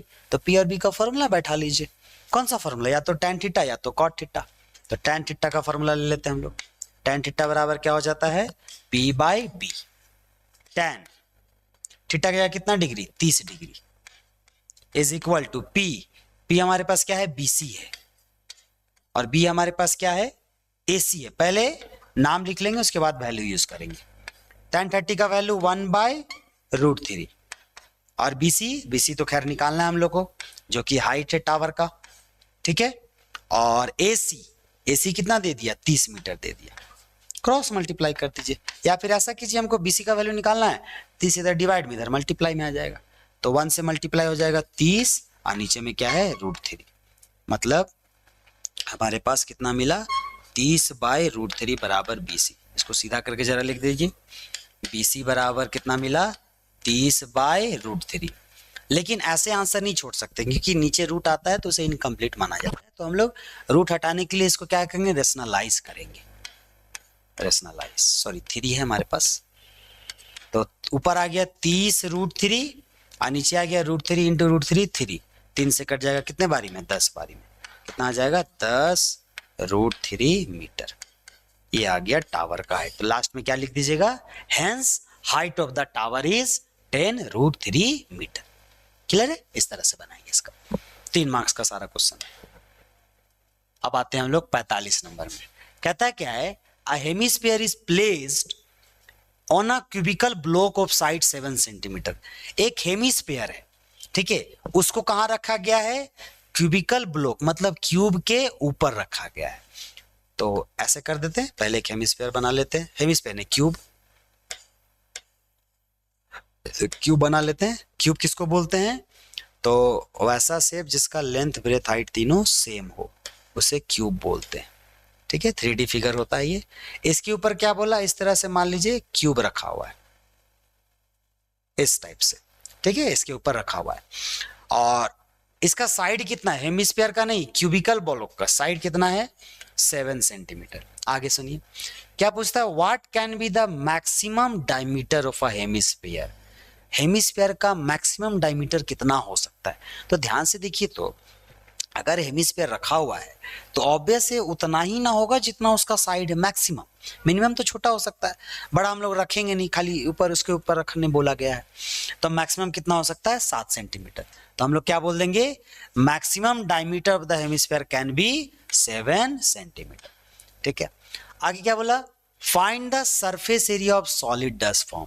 जो सॉलिड हमको मिला उसका सरफेस एरिया निकालिए। तो सरफेस एरिया कैसे निकालेंगे, क्यूब का सरफेस एरिया और प्लस इसका सरफेस एरिया। क्लियर है? लेकिन ध्यान देना है, ऐसे लिखेंगे इसको कि surface area of solid form. कैसे लिखेंगे, तो सबसे पहले लिखेंगे इसका सरफेस एरिया, और क्यूब का जब भी हम लोग बात करते हैं तो टोटल सरफेस एरिया ही कवर करते हैं उसको। ठीक है, तो total surface area of cube plus फिर इसका, तो ये क्या है, हेमिस्फीयर। हेमिस्फीयर कैसे रखा हुआ है, ऐसे। तो इसका सिर्फ हमको ये वाला पोर्शन लेना है, ये वाला नहीं लेना है, क्योंकि कर्व मतलब होता ही है वो चीज। तो कर्व लेंगे यहाँ पर हम लोग, टोटल नहीं ले सकते, क्योंकि टोटल मतलब अंदर बाहर सबका हो जाता है, तो टोटल यहाँ नहीं ले रहे हम। तो क्या लिखेंगे, curve surface area of what, hemisphere. लेकिन एक चीज यहां और समझना है कि क्या इतने से हमारा काम बन जाएगा, नहीं। ध्यान से देखिए, तो हम लोग जो क्यूब लिए हैं, तो क्यूब का क्या लिए, टोटल सरफेस, और यहां पर ये ले लिए। लेकिन इस क्यूब में तो ये वाला भी तो आ रहा है, ये वाला तो कॉमन रीजन हो गया हमारे लिए, तो उसको क्या करना होगा, माइनस करना पड़ेगा। तो माइनस लिखेंगे एरिया ऑफ सर्कल। वो क्या है, सर्कुलर फॉर्म। क्यूब कैसा होता है, उसका ऊपर वाला गोल होता है, तो एरिया ऑफ सर्कल, उसको माइनस कर देंगे। ठीक है, इस तरह से, क्योंकि हम लोग टोटल ले लिए थे, टोटल में तो ये वाला ना आ गया, तो उसको हटाना पड़ेगा ना। क्या होता है total surface, 6L² plus curve surface of hemisphere कितना होता है, curve surface 2πr² minus area of circle πr²। बैठा दीजिए 6L कितना दिया हुआ है, 7 सेंटीमीटर बोला है ना, क्यूबिकल ब्लॉक ऑफ साइड 7 मतलब L दे दिया, L कितना दे दिया 7, तो 7 का स्क्वायर मतलब 7 × 7 प्लस 2 × पाई के लिए बोल दिया है कितना लेना है, 22/7 लेना है। ठीक है, तो 22/7 लिख देते हैं, 22/7। और रेडियस अभी हम बताए कि रेडियस किसका है, हेमिस्फीयर का, तो इसका मैक्सिमम डायमीटर कितना हो सकता है, 7। मतलब अगर डायमीटर 7 है तो रेडियस निकालना आसान है। रेडियस का फॉर्मूला क्या होता है, d/2, मतलब d का वैल्यू 7 और नीचे में 2, तो रेडियस कितना मिल गया, 7/2। तो r की जगह 7/2 × 7/2 माइनस, अच्छा यहां से ये भी देख सकते थे हम लोग कि 2πr² में एक तो πr² घटा देंगे तो 1πr² बचेगा। तो यहां से हम लोग इसको ऐसे भी कर सकते हैं, क्या फॉर्मूला बनेगा, 6L² प्लस πr², ये भी फॉर्मूला बना सकते हैं हम। ठीक है, 6L² प्लस πr²। तो यहां से क्या होगा, ये 2 हट जाएगा, तो 2 को हटा देते हैं हम लोग। चलिए अब सॉल्यूशन कर दीजिए, कितना आ जाएगा हमारे पास, यहां पर गुना कीजिए, यहां से पहले 7 से 7 कट गया, 2 से ये कट गया 11 बार में, और तो कुछ नहीं कटेगा, तो कितना बचेगा, यहां से ये हो जाएगा 49, या ऐसे कर लिए 42 और 7 गुना कर दे, एक हाथ में 7 के 28 और 1 29, 294 प्लस 11 गुना 7 77 और बटा में 2। अब एलसीएम ले लीजिए, तो कितना आ जाएगा यहाँ से 2 डिवाइड करेंगे तो मल्टीप्लाई करेंगे तो 8, फिर 8 और 4 और 1 5, ठीक है 5 प्लस में डिवाइड करेंगे 1, मल्टीप्लाई करेंगे 77, कितना आ गया 8 7 15 एक हाथ में, 8 7 15 और 1 16 एक हाथ में, 5 और 1 6 बटा 2। यहाँ पर भी छोड़ सकते हैं या डिवाइड कर दीजिए इसको, 332.5 सेंटीमीटर स्क्वायर। इस तरह से हम लोग सरफेस एरिया को निकालेंगे। क्लियर है? चलिए नेक्स्ट क्वेश्चन बढ़ते हैं। हर क्वेश्चन के बाद स्क्रीनशॉट ले लेना है ताकि आपके पास सॉल्यूशन रहे। अगला क्या है, if the point this this this and this are taken in order are the vertices of a parallelogram. ये चारों क्या है, वर्टिसेस मतलब पॉइंट है, किसका, पैरेललोग्राम का। Then find the value of X and Y. ठीक है, ये चैप्टर 7 से क्वेश्चन है, कोऑर्डिनेट ज्योमेट्री से। कहता क्या है, हमारे पास एक पैरेललोग्राम है, इस टाइप से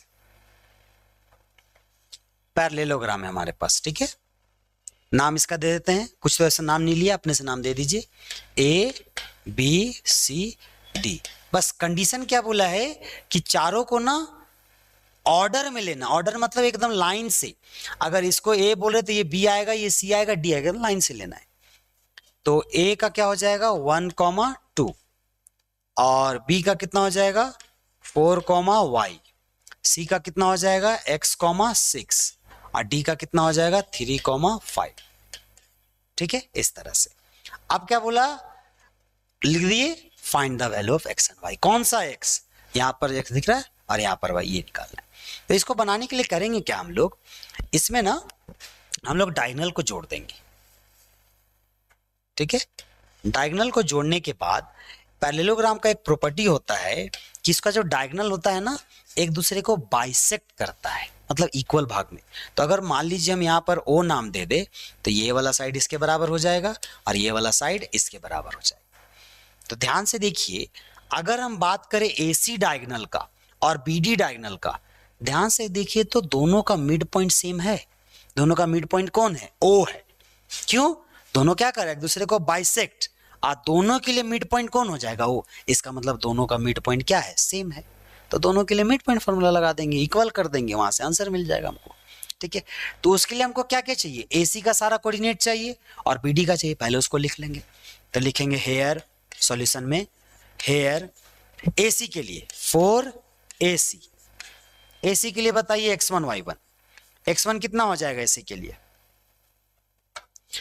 x1 AC में पहले कौन आ रहा है A, मतलब ये होगा x1 y1 और ये आ रहा है बाद में, तो ये होगा x2 y2। सिमिलरली इसके लिए भी पहले AC के लिए कर लेते हैं हम लोग। तो AC के लिए कितना हो जाएगा हमारे पास x1 1, y1 कितना हो गया 2, x2 कितना हो गया x, y2 कितना हो गया 6। ठीक है, सिमिलरली किसके लिए 4BD के लिए। तो BD के लिए पहले कौन आ रहा है B, तो वो हो जाएगा x1 y1, x1 कितना 4, y1 कितना y, फिर बाद में कौन आ रहा है D, तो D का क्या हो जाएगा x2 y2, तो x2 कितना हो गया 3 और y2 कितना हो गया 5। ठीक है, इस तरह से। अब क्या करना है, हमको पता है कि दोनों डायगोनल का जो मिड पॉइंट है वो सेम है। इसका मतलब ऐसे लिख सकते हैं कि mid point of diagonal AC is equal to mid point of diagonal BD, क्योंकि दोनों तो एक ही है, O है, तो उसी को लिख देते हैं। तो लिखेंगे therefore mid point of diagonal कौन सा AC is equal to midpoint of diagonal BD। अब दोनों तरफ अपना अपना मिड पॉइंट फॉर्मूला लगा देंगे, और क्या। इसका मिड पॉइंट क्या हो जाएगा, एक साथ x1 + x2/2, y1 plus y2 by 2। Similarly उसके लिए भी x1 plus x2 by 2 comma y1 plus y2 by 2। ठीक है, अब इतना करने के बाद सारा वैल्यू बैठा देंगे। आ जाइए, x1 कौन सा x1 है, यहां भी है यहां भी है। हम लोग किसके लिए कर रहे हैं अभी, इधर साइड वाला AC के लिए। तो AC का x1 कितना है 1 प्लस x2 कितना है x divided by 2 comma y1 कितना है हमारे पास, y1 है किसके लिए, AC के लिए देख रहे हैं तो 2 है, प्लस y2 है 6 divided by 2 is equal to. अगर हम बात करें फिर से इधर का, तो x1 कितना है हमारे पास, किसके लिए आ गया, BD के लिए। x1 है 4 प्लस x2 है 3 डिवाइडेड बाई 2 कॉमा y1 कितना है हमारे पास, y1 है y प्लस y2 है 5 डिवाइडेड बाई 2। ठीक है, जानबूझ के ऐसे पेन को चेंज करके लिखे ताकि आपको देखने में आसानी हो। अभी एक ट्रिक बताएंगे यहाँ पर। अब यहाँ पर हमारे पास दो कोऑर्डिनेट आ गया, तो ध्यान क्या रखना है, अगर कोई दो कोऑर्डिनेट बराबर है तो याद रखना है तभी दो कोऑर्डिनेट बराबर हो सकता है जब उसका अपना x और इसका x बराबर हो जाए और इसका y बराबर हो जाए। और कहीं ना कहीं देखिए बीच में बराबर है, इसका मतलब दोनों कोऑर्डिनेट बराबर है, इसका मतलब इसका x इसके x के बराबर होगा, इसका y इसके y के बराबर होगा। इसलिए हम यहाँ पर ब्लू और ग्रीन पेन से किए। तो ये ब्लू वाला इसके बराबर होगा, ग्रीन वाला इसके बराबर होगा, तो यूज कर लेंगे यहां से। तो यहां से लिखेंगे क्या मिलेगा हमको कंक्लूजन कि 1 प्लस एक्स बाई 2 मतलब ये वाला पोर्शन और ये वाला आपस में क्या होगा, बराबर होगा 4 प्लस 3 बाई 2।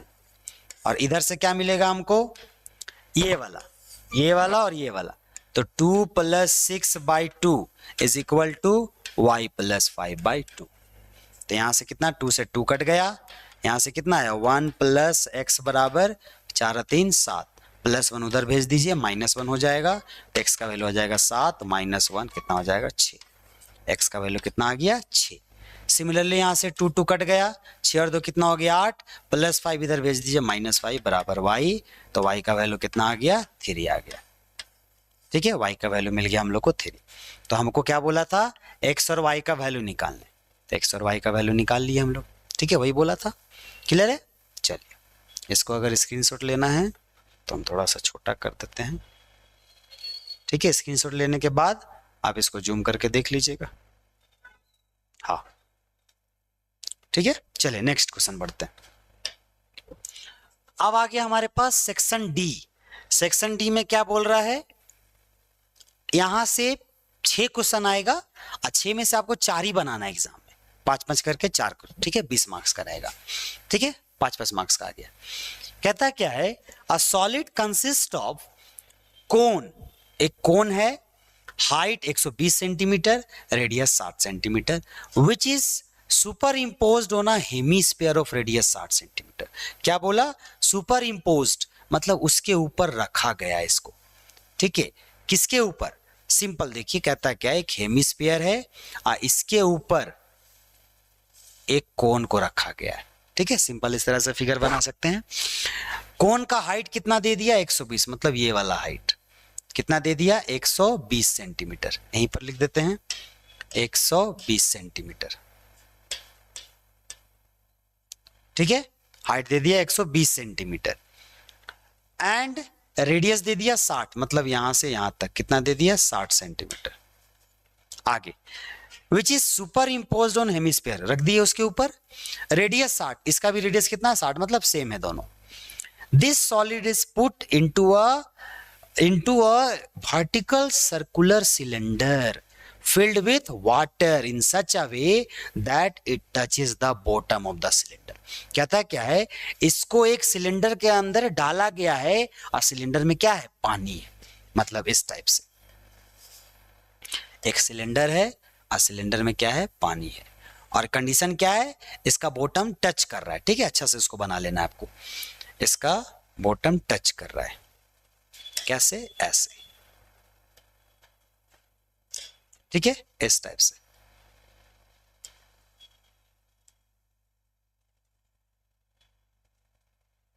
ठीक है, बॉटम को टच कर रहा है और ये पूरा पानी से भरा हुआ है। इस टाइप से, touch the bottom of the cylinder if the radius of the cylinder is 60। इसका भी रेडियस वही है। इसका मतलब क्या हुआ कि ये वाला भी पोर्शन क्या हो रहा है, टच कर रहा है इधर वाला भी, क्योंकि इसका रेडियस 60 इसका भी 60 है, मतलब ये वाला भी यहां से टच कर रहा है, ये गैप नहीं है, यहां पर टच किया हुआ है, ठीक है। एंड हाइट इज 180, इसका हाइट कितना दे दिया, 180 दे दिया, ठीक है, इसका हाइट दे दिया 180 centimetre. Then find the volume of water remaining in the cylinder. बताइए सिलेंडर में कितना पानी बचा।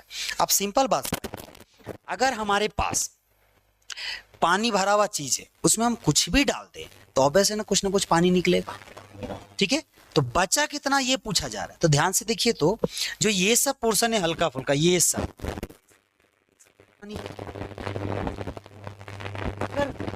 पूरा सिलेंडर का वॉल्यूम में से इस दोनों का वॉल्यूम को घटा दे तो हमको क्या मिल जाएगा, पानी का वॉल्यूम मिल जाएगा, जो बचा हुआ पानी है। यही चीज है ना, पूरा में से उसको घटा देंगे तो जो बचा वही सब ना आएगा हमारे पास। तो करना क्या है, पूरा सिलेंडर का वॉल्यूम में से इसका वॉल्यूम को माइनस कर देना। तो सिंपल, तो सबसे पहले डायरेक्टली कर देते हैं हम। तो volume of water remaining in the cylinder is equal to कितना होगा, वॉल्यूम ऑफ सिलेंडर में से माइनस कर देना है इसका वॉल्यूम। अब इसके अंदर भी दो चीज है, एक कोन है, एक हेमिस्फीयर है, तो दोनों का वॉल्यूम को पहले जोड़ लेंगे हम लोग, एक साथ माइनस कर देंगे। किसका, volume of cone plus volume of hemisphere,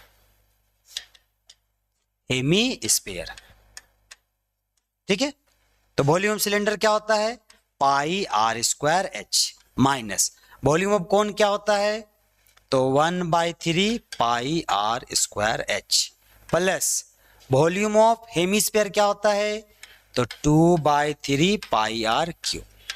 ये सारा फॉर्मूला है, ये तो याद करना होगा आपको, बैठा दीजिए, ठीक है। पाई का वैल्यू कितना बोला है, 22/7, लिख देते हैं 22/7। आर, अच्छा किसका आ रही है, सिलेंडर का, सिलेंडर का रेडियस बोल दिया 60 है, तो 60 को 2 बार लिख दीजिए, इनटू एच, सिलेंडर का हाइट कितना दे दिया, 180 सेंटीमीटर, तो 180 माइनस अंदर में 1/3 पाई के जगह 22/7 आर स्क्वायर, किसका आ रही है, कोन का, तो कोन का भी तो 60 ही है, सबका 60 ही है रेडियस, तो 60 गुना 60, ठीक है। अच्छा एक काम करते हैं, यहां से ब्रैकेट को हटा देते हैं, और जैसे ही हम ब्रैकेट को हटाएंगे इसका मतलब अंदर का साइन चेंज हो जाएगा, तो ये माइनस हो जाएगा, ये भी माइनस हो जाएगा। अच्छा इनटू में और क्या है हमारे पास, एच किसका, ये कोन का हाइट कितना दे दिया था, कोन का हाइट 120 सेंटीमीटर दे दिया है, ठीक है। तो कोन का हाइट कितना बैठा देंगे, 120 हो गया, प्लस लेकिन क्या हो जाएगा, माइनस, क्यों, क्योंकि साइन अभी हम लोग ब्रेक किए, या ऐसे बोल सकते हैं ब्रैकेट को ब्रेक कर दिए। 2/3 पाई के जगह 22/7 इंटू आर क्यूब, किसका आर है, हेमिस्फीयर का, वो भी तो 60 ही है, आर क्यूब मतलब 3 बार 60 लिख दीजिए, ठीक है, इस तरह से। अब ध्यान देखिए, आप डायरेक्टली सॉल्यूशन भी कर सकते हो, लेकिन एक सही तरीका क्या होगा कि अगर आप सबसे कुछ कॉमन मिल रहा है, कॉमन निकाल लो, तो आपका सॉल्यूशन थोड़ा सा कम हो जाएगा और आसान हो जाएगा। कॉमन सब में दिख रहा होगा, 22/7 कॉमन है, ठीक है। और क्या कॉमन है, 2 को 60 यहां भी है, 2 को 60 यहां भी है, यहां तो 3 को 60 है, 2 को 60 कॉमन आ जाएगा, तो 2 को 60 को कॉमन निकाल लेते हैं। और कुछ कॉमन आएगा, और कुछ कॉमन दिख रहा है, हाँ, एक 60 यहां से भी तो निकाल सकते हैं, 60 गुना 3, यहाँ एक 60 है ही, 120, तो 60 गुना 2, यहां पर एक 60 बचा हुआ है, एक और 60 निकाल लेते हैं। अब अंदर देखते क्या बच रहा है, 22/7 निकाल लिए, 60 निकाल लिए, 60 निकाल लिए, 180 में से 60 निकाल लिए, कितना बचा, 3, 120 मत बोल दीजिए, गुना में निकल रहा है, तो 180 में से 60, तो 3 बचा, 6 180, ठीक है। यहां से 1/3 नहीं निकला है, ये निकल चुका है, ये वाला निकल चुका है हमारे पास, 60 आ गया, 60 आ गया, 120 में से 60 आ गया, तो कितना बचा, 2 बचा, ठीक है, माइनस, अच्छा सॉरी ब्रैकेट लगा दिया ऐसे, ठीक है। 1/3 ये निकल चुका, ये दोनों निकल गया, 120 में से 60 निकल गया, 2 बचा, माइनस यहां से 2/3 नहीं निकला है, रहने देते हैं, इनटू ये वाला निकल गया है, ये सारा निकल गया, इतना बचा हमारे पास। ठीक है, आ जाइए अब सॉल्यूशन कर दीजिए। कितना आसान हो गया, अंदर में बाहर थोड़ा सा खाली गुना करना है। तो कितना हो जाएगा, 6 6 36 36 216, तो 216 पे डबल नहीं 000 और यहाँ पे गुना में कितना है 22/7। ठीक है, और यहाँ अंदर में अगर एलसीएम लेना चाहें तो कितना आएगा, पहले गुना कर लेते हैं। 3 - 2/3 - 2/3 इतना ही आ रहा है। एलसीएम लेंगे तो कितना आएगा यहाँ से, क्या ये 7 से कटेगा, 56 नहीं कटेगा, नहीं कटेगा। तो 22/7 इंटू 21 600 सॉरी 000। ठीक है, अच्छा ये वाला गुना ठीक हुआ है, देख लेना एक बारी। 36 को 6 से 3 हाथ में 18 21, हाँ सही है बना। ठीक है, आ जाए अंदर में कितना आएगा, एलसीएम ले लीजिए। 3 एलसीएम आ गया तो यहाँ हो गया 9 - 2 - 2 कितना आ जाएगा फाइनली हमारे पास 22/7 गुना में 21 6 पे 3 0। ठीक है, और इधर कितना आ गया गुना में 9 में से 4 घटाएंगे तो 5/3 कट रहा है 3 से, ही 3 से कट जाएगा एग्जैक्टली। तो कितने बारी में कटेगा 3 से ये, तो 6 7 बार में 21, 2 बार में 3 को 0। ठीक है, और नहीं कटेगा। अब सिंपली गुना कर दीजिए, कितना आएगा गुना इसका, तो 22 25 होता है 110, तो 72 को 110 से आप गुना, या ऐसे लिख दीजिए कि या कंफ्यूजिंग ना हो, पूरा लिख ही देना है।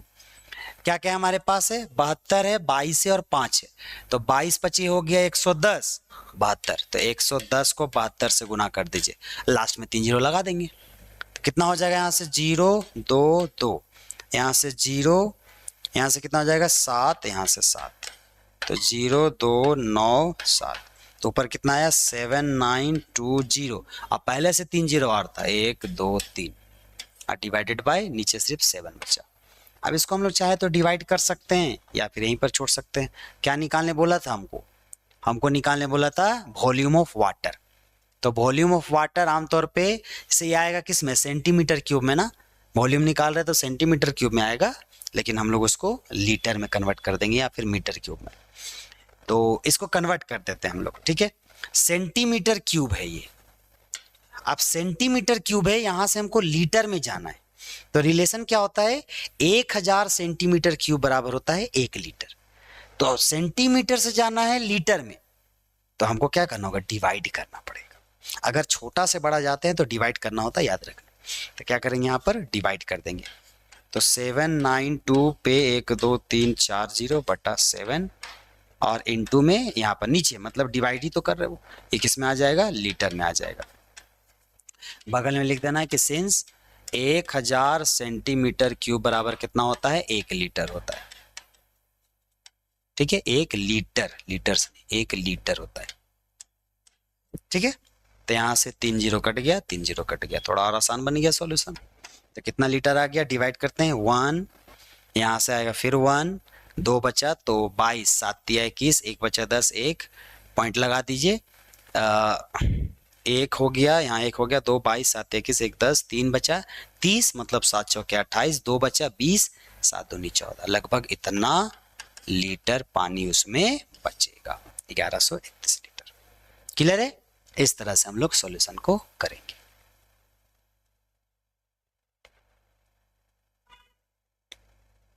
ठीक है, चल इसको स्क्रीनशॉट लेना है तो एक साथ कर देते हैं। थोड़ा छोटा दिख रहा होगा, लेकिन जब स्क्रीनशॉट लीजिएगा तो जूम करके काम कर लीजिएगा।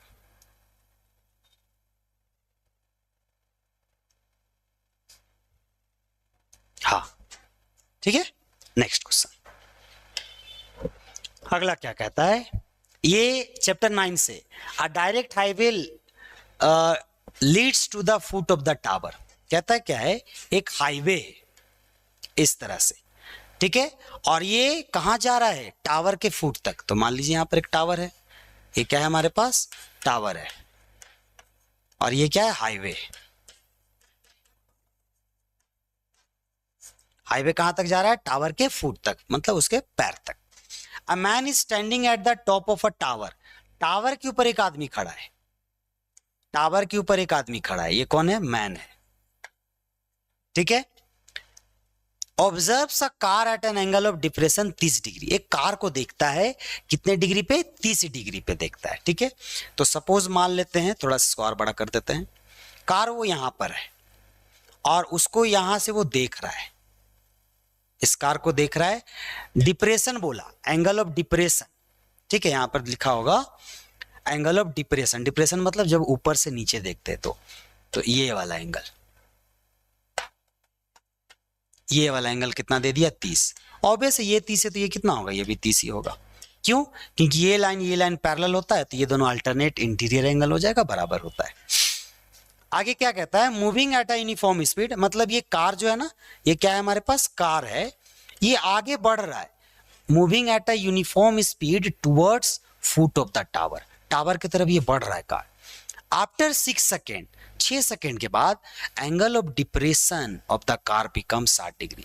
तो सपोज मान लेते 6 सेकेंड में वो यहां पर पहुंच गया, कार यहां पर आ गया, और इस समय डिप्रेशन कितना बन रहा है? 60 डिग्री, मतलब ये वाला एंगल, ये कितना बन रहा है? 60 डिग्री बन रहा है। तो ये वाला भी कितना होगा? 60 डिग्री। यहां से यहां जाने में कितना लगा? 6 सेकेंड लगा, ठीक है। आगे अगर ऐसा है, then find the time taken to reach the foot of the tower from this point. अब बताइए इस पॉइंट से, ये जो हमारे पास पॉइंट आया, इस पॉइंट से टावर तक जाने में कितना सेकंड लगेगा? क्लियर है?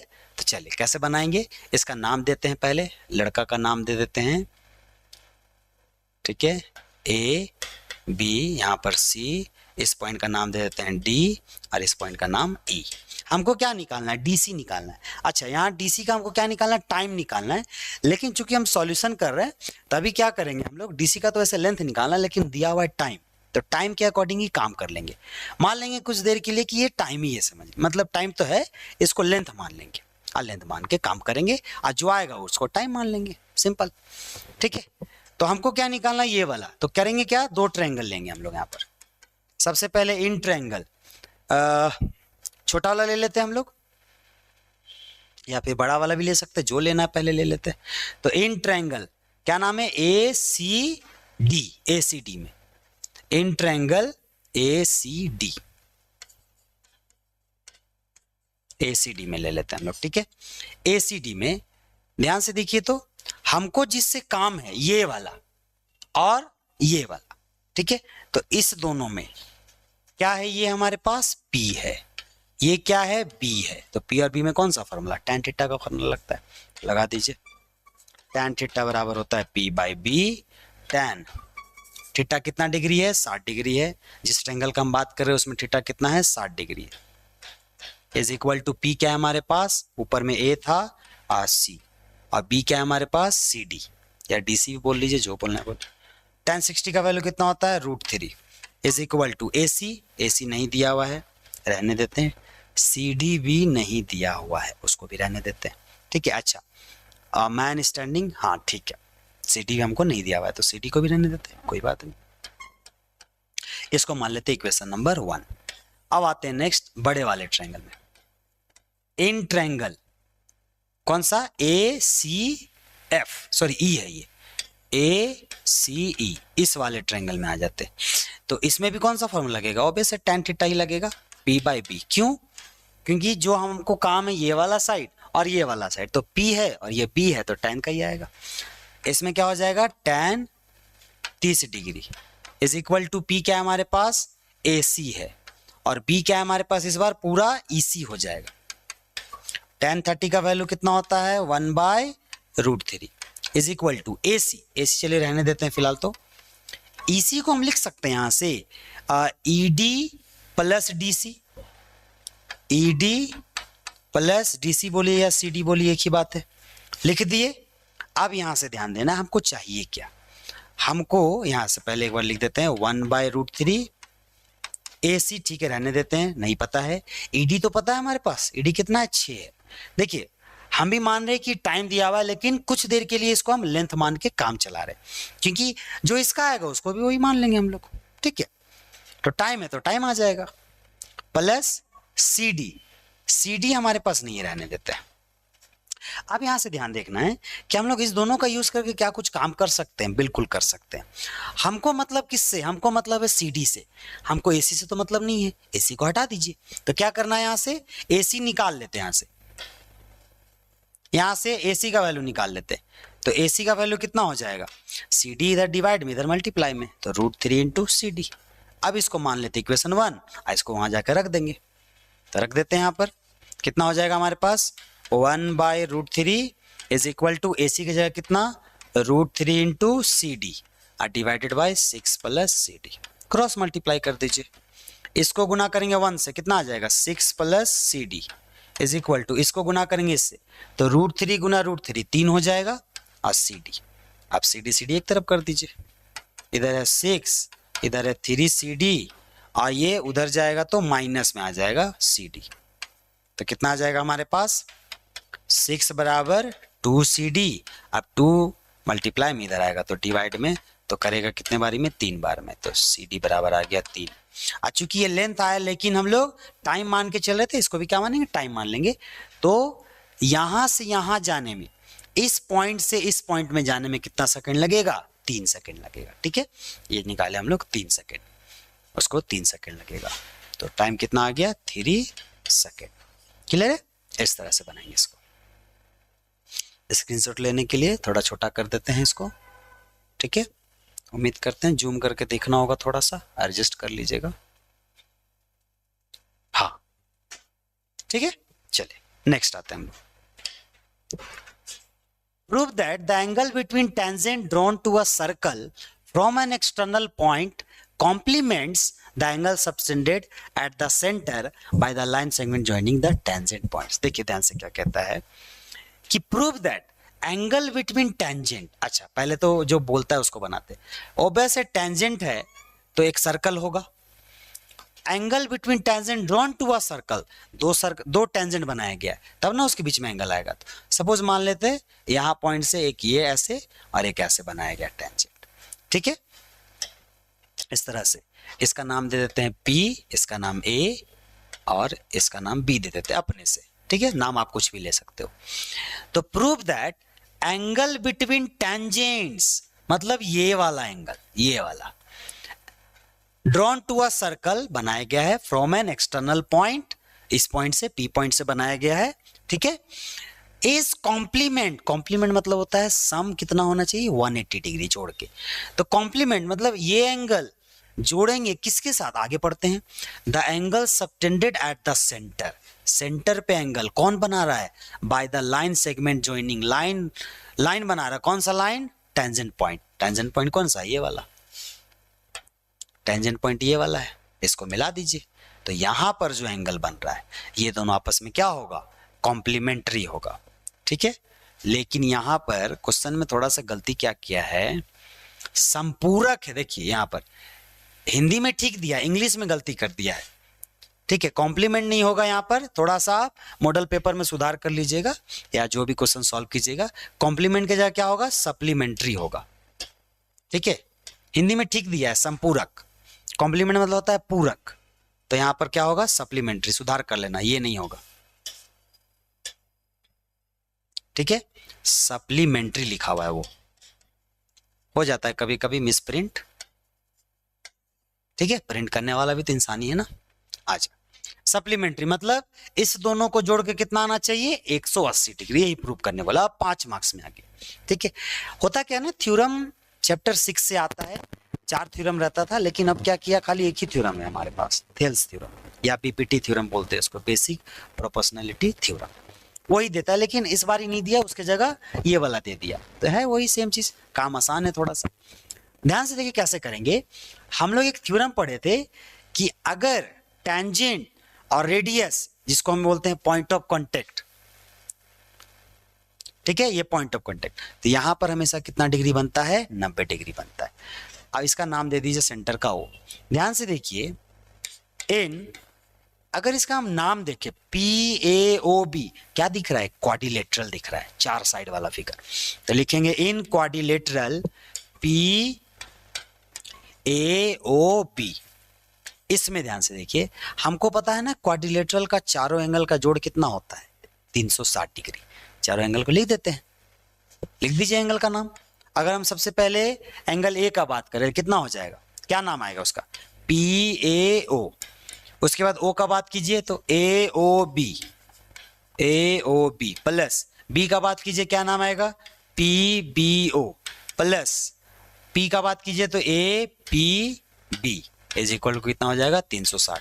ये प्रॉपर्टी होता है, बगल में लिख देना है कि sum of all angles of a quadrilateral is 360 degree. बस जो वैल्यू गिवन है यूज कर लीजिए। हमको क्या प्रूव करना है, ये दोनों एंगल मिला के, ये दोनों का नाम क्या है, अगर हम लिखना चाहें टू प्रूफ में तो क्या प्रूव करना है, एंगल AOB प्लस में उस एंगल का नाम क्या है APB बराबर कितना डिग्री 180 डिग्री। ये प्रूव करना है हम लोग को, करते हैं प्रूफ इसको। PAO कितना डिग्री है 90 डिग्री। कहां से लाए, थ्योरम होता है 10.1 में, पढ़ोगे आप चैप्टर में, अभी तो 9.1 हो गया वो। तो थ्योरम क्या होता है कि टेंजेंट जो होता है वो रेडियस से परपेंडिकुलर होता है। कहां पर, पॉइंट ऑफ कांटेक्ट, मतलब इस पॉइंट पे, ठीक है। अच्छा AOB तो खैर हमको निकालना है, रहने देते हैं AOB प्लस PBO कितना है 90 है। APB तो हमको जरूरत है, इसको रहने देते हैं, APB बराबर कितना हो गया 360 डिग्री। अब देखिए 90 कितना हो जाएगा 180, उधर भेज देते हैं, कितना आ जाएगा यहाँ से, एंगल AOB प्लस यहाँ पर एंगल APB बराबर इधर 360 पहले से था और 180 उधर चला गया, तो कितना आ गया 180। और क्या यही प्रूव करना था, AOB प्लस एंगल APB, ये प्रूफ हो गया कितना डिग्री 180 डिग्री। समझ में आया। अब 5 मार्क्स में कितना आसान था सॉल्यूशन, ठीक है, इसमें तो ठीक है, स्क्रीनशॉट ले सकते हैं। नेक्स्ट आते हैं, बस 1-2 क्वेश्चन और बचा हुआ है। क्या कहता है, प्रूव दैट इतना बराबर इतना यूजिंग इनइक्वालिटी बोला, इनइक्वालिटी नहीं होगा, यूजिंग फॉर्मूला होगा या फिर आइडेंटिटी होता है, इसका यूज करके काम करना है। देखिए ये चैप्टर 8 का है, 8.4 में ये क्वेश्चन होता है। एक क्वेश्चन कंफर्म रहता था, पहले 3 मार्क्स में देता था, 5 मार्क्स में कर दिया, अच्छी बात है। तो करना क्या होता है ना, ऐसे क्वेश्चन में डिवाइड करना होता है। अब कैसे पता चलेगा डिवाइड करना है, तो ध्यान रखना है कि हमारे पास क्वेश्चन किस में, साइन और कॉस में, चाहिए किस में, सेक और टेन में, तो ऑब्वियसली डिवाइड करना ही पड़ेगा, तब ना आएगा वो। अब किससे डिवाइड करें, ये भी बड़ा चैलेंज है। तो याद रखना राइट साइड में जो रहेगा ना उसके अकॉर्डिंग सोच करके डिवाइड करना। अब ध्यान से देखिए, तो अगर हम लेफ्ट साइड में साइन को साइन से डिवाइड करते, 1 आता, चलिए ठीक है। कॉस को साइन से डिवाइड करें, कॉस बाई साइन कॉट आ जाता है, लेकिन क्या हमको कॉट चाहिए, हमको तो टेन चाहिए। इसका मतलब हम साइन से डिवाइड नहीं करेंगे, किससे डिवाइड करना होगा, कॉस से। क्यों, साइन बाई कॉस क्या हो जाएगा, साइन बाई कॉस क्या हो जाता है, टेन हो जाता है, ठीक है। कॉस बाई कॉस तो 1 हो जाएगा, चलिए ठीक है। 1 बाई कॉस सेक हो जाएगा, सेक चाहिए हमको, इसका मतलब कॉस से डिवाइड करना होगा। तो क्या करेंगे, LHS से चलेंगे और क्या लिखेंगे, divide by cos, cos A, angle A है तो ए लिख देते हैं, ठीक है। डिवाइड करते हैं, साइन बाई कॉस कितना हो जाएगा, टेन हो जाएगा, डायरेक्टली लिख देते हैं हम, माइनस कॉस बाई कॉस कितना हो जाएगा 1, प्लस 1 बाई कॉस क्या हो जाएगा, सेक। अब नीचे ऊपर डिवाइड किए तो नीचे भी डिवाइड करना होगा, साइन बाई कॉस क्या हो जाएगा 10, plus cos by cos 1 minus 1 by cos sec, ठीक है। ध्यान देना दोनों अलग चीज है, ऐसा नहीं कि ऊपर तो सेम दिख रहा है नीचे भी सेम दिख रहा है काट दिए, नहीं, प्लस माइनस का फर्क है, अलग है, काटना नहीं है। इसके बाद क्या करना होता है ना, इसको सजाइए थोड़ा सा, ऊपर में है tan A plus sec A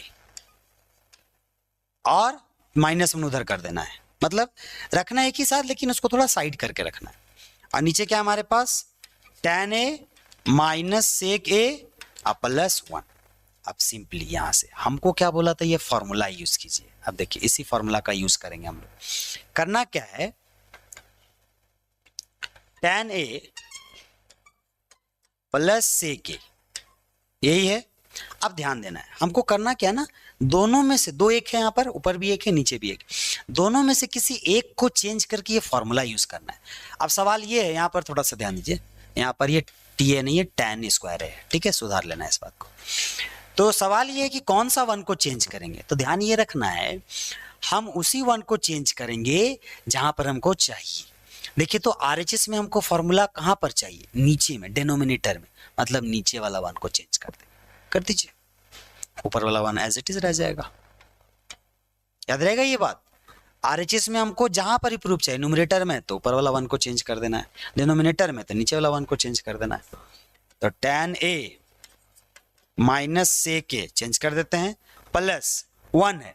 अब देखिए तो यहां से 1 की जगह क्या लिख सकते हैं, tan स्क्वायर इधर प्लस में उधर जाएगा तो माइनस में क्या बन जाएगा, sec square a minus tan square बराबर 1। तो 1 का फॉर्मूला ये बन गया। तो 1 की जगह क्या लिख देंगे हम लोग, इस 1 की जगह लिख देंगे sec square a minus tan square a।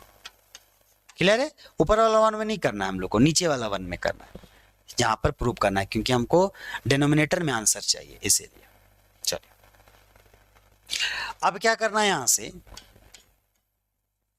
tan a plus sec a, ठीक है, माइनस 1, ठीक है, नीचे में इसको ब्रैकेट में रख देते हैं, ठीक है, इसको ब्रैकेट में रख देते हैं, क्या आ गया, tan a minus sec a, इसको ब्रैकेट में रख दिए, ठीक है, प्लस ध्यान से देखिए तो इस ए स्क्वायर माइनस बी स्क्वायर वाला फॉर्मूला दिख रहा होगा, क्या होता है फॉर्मूला, ए प्लस बी इंटू ए माइनस बी, ठीक है, ये तो फॉर्मूला होता है।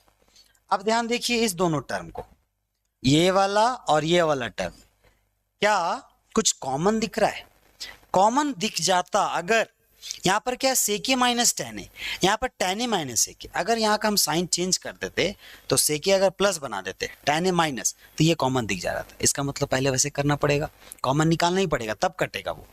तो क्या करना होगा, कॉमन निकाल लेते हैं, यहाँ से यहाँ भी कॉमन निकाल सकते, चाहे वहाँ भी निकाल सकते हैं, कॉमन निकाल लेते, कैसे, ऊपर में हमारे पास tan ए प्लस सेके, ऊपर में कुछ करना ही नहीं है, जो काम हमको नीचे में करते जाना है। तो यहां से माइनस कॉमन निकाल देंगे, क्या बचेगा, जैसे ही माइनस हम बाहर निकाले तो हुआ क्या कि ये वाला साइन चेंज हो जाएगा।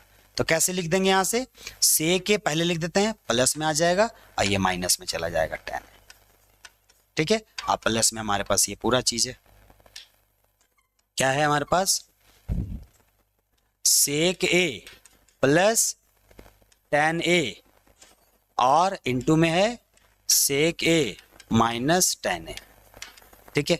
अब ध्यान देना इन दोनों चीजों को, ये आपको दिख रहा होगा, ये वाला और ये वाला कॉमन दिख रहा है, बाहर कर लीजिए, ऊपर एज इट इज, ऊपर में कुछ करना ही नहीं है, ऊपर में जो काम हम लोग लिखे हैं लिखते ही रह जाएंगे उसको, कब तक, जब तक सॉल्यूशन आ जाए, ऑटोमेटिक आ जाएगा वो।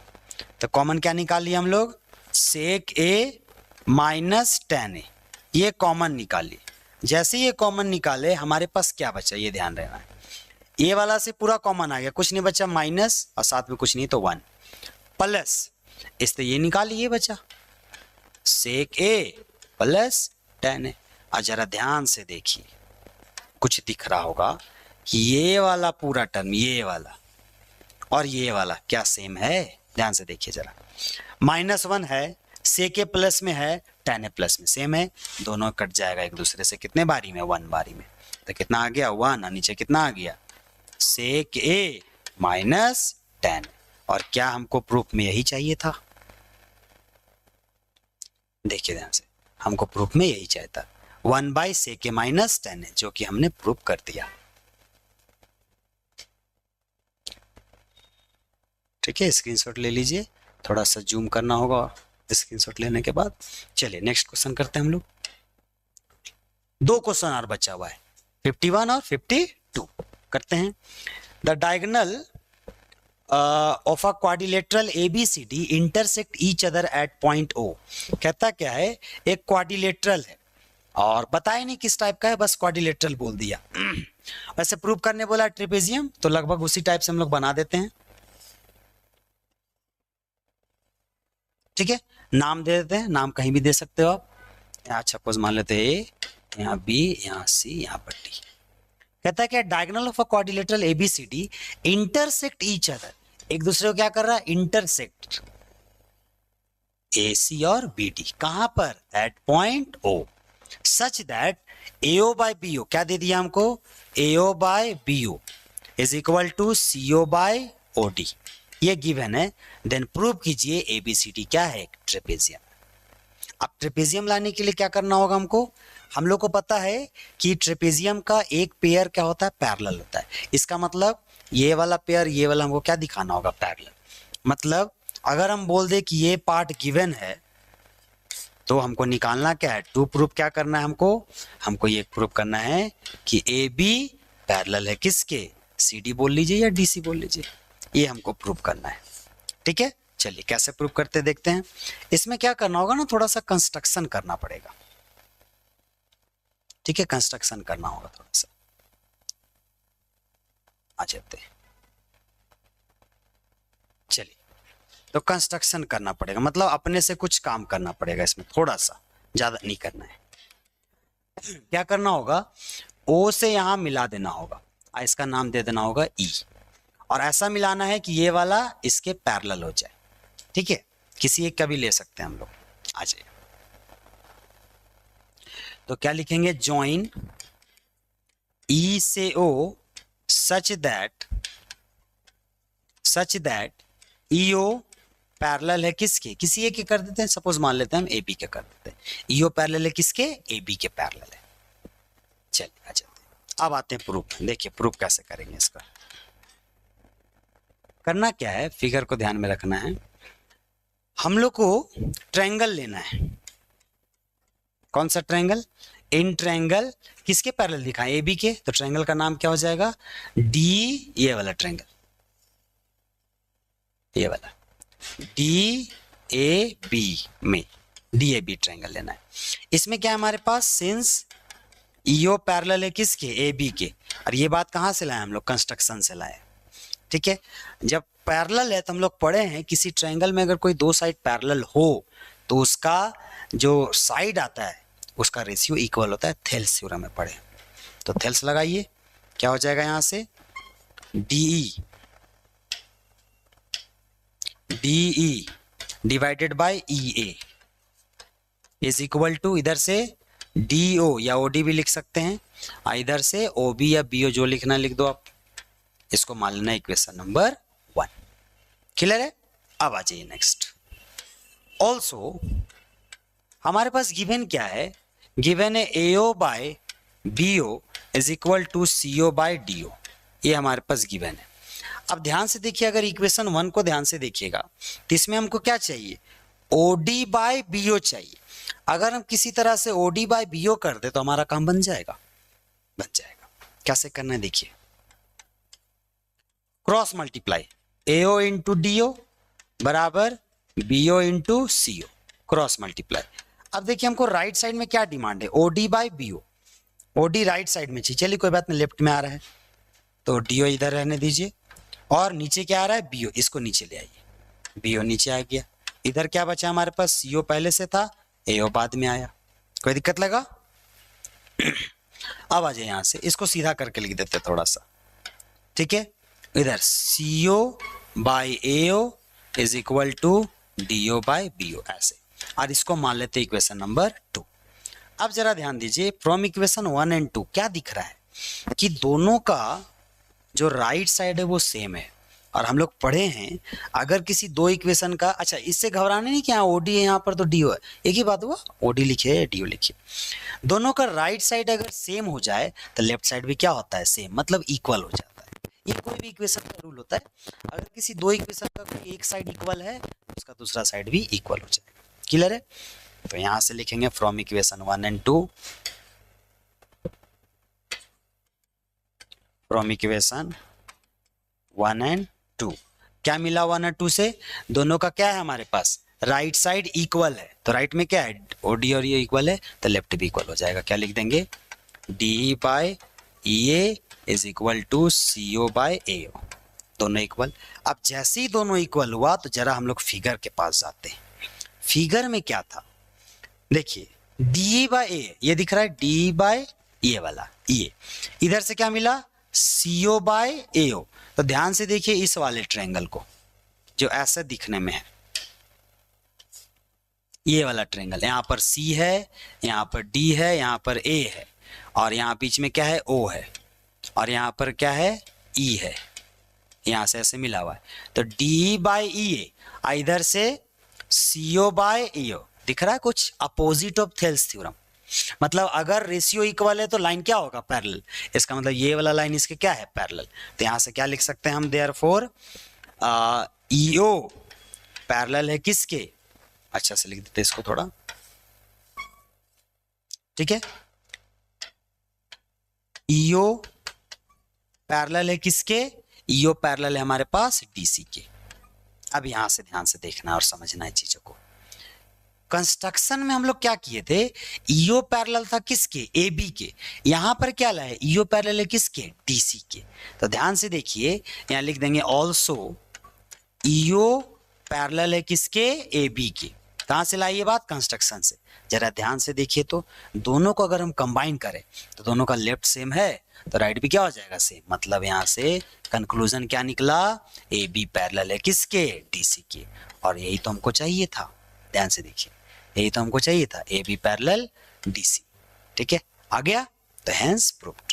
तो हेंस करके क्या लिख देंगे, hence ABCD is a trapezium. ABCD is a trapezium. ABCD is a trapezium. ठीक है, इस तरह से। अगर कहीं भी दिक्कत आए तो थोड़ा सा वीडियो को रिवाइंड करके आप देख सकते हैं, सारा बात क्लियर है। अच्छा, ठीक है। Next question and last question model paper का क्या है। इतना बोलने का तो बोल दिया, लेकिन सिंपल लास्ट में पढ़ेंगे, क्या निकालने बोला, मोड निकालने बोला। मोड का भी अपना फॉर्मूला होता है, फॉर्मूला काम बन जाएगा। ठीक है, क्या होता है मोड का फॉर्मूला, मोड का फॉर्मूला हम इधर लिख देते हैं। मोड का फॉर्मूला होता है L प्लस, और अंदर में होता है F1 minus F0 divided by 2F1 minus F0 minus F2 I into में H। इसका मतलब इतना चीज चाहिए हमको। तो ये सब क्या होता है, तो ध्यान दीजिए। करना क्या होता है, मोड के लिए दो ही बॉक्स है, दो ही बॉक्स रहता है, एक्स्ट्रा बॉक्स बनाने का जरूरत नहीं है। करना क्या, सिंपली आवर्ती मतलब फ्रीक्वेंसी वाले कॉलम में जाना है और उसमें सबसे बड़ा नंबर देखना है। जो सबसे बड़ा नंबर आएगा कौन है, 20, वही हमारा क्या कहलाएगा, F1। ठीक है, उसके जस्ट ऊपर वाला कहलाएगा F0, उसके जस्ट नीचे वाला कहलाएगा F2। ये ध्यान रखना है। ठीक है, कैसे निकाले समझ में आया। जो सबसे बड़ा F1, उसके जस्ट ऊपर वाला F0, जस्ट नीचे वाला F2। उसके बाद जो F1 आया है उसी के सामने वाला को क्या कह देंगे, मोड क्लास। अब मोड क्लास से क्या मिल जाएगा हमको, L कितना हो गया, 40, L मतलब लोअर लिमिट। और H क्या होता है, गैप। तो कितने गैप चल रहा है, 10 का। सारा चीज लेके वहां बैठा दीजिए, ये सब तो सारा चाहिए था हमको, बैठा देते हैं। देखिए इसी में तो कैसे हो जाएगा हमारे पास, क्लियर दिख रहा है। हाँ, L कितना है हमारे पास, 40 प्लस F1 कितना है हमारे पास, 20 माइनस F0 कितना है, 12 डिवाइडेड बाय 2 इंटू F1 कितना है, 20 माइनस F0 12 माइनस F2 11 और गुना में H कितना है, 10। ठीक है, सॉल्व कर दीजिए। 40 प्लस इधर कितना आया, 20 में 12 घटाए तो 8, और नीचे 20 दूनी 40 माइनस 12 माइनस 11 माइनस 23 आई गुना में 10। तो कितना आ जाएगा, 40 प्लस 8 बटा में कितना आएगा, 17 गुना में 10। तो यहाँ से हो जाएगा 40 प्लस 80 और बटा में 17।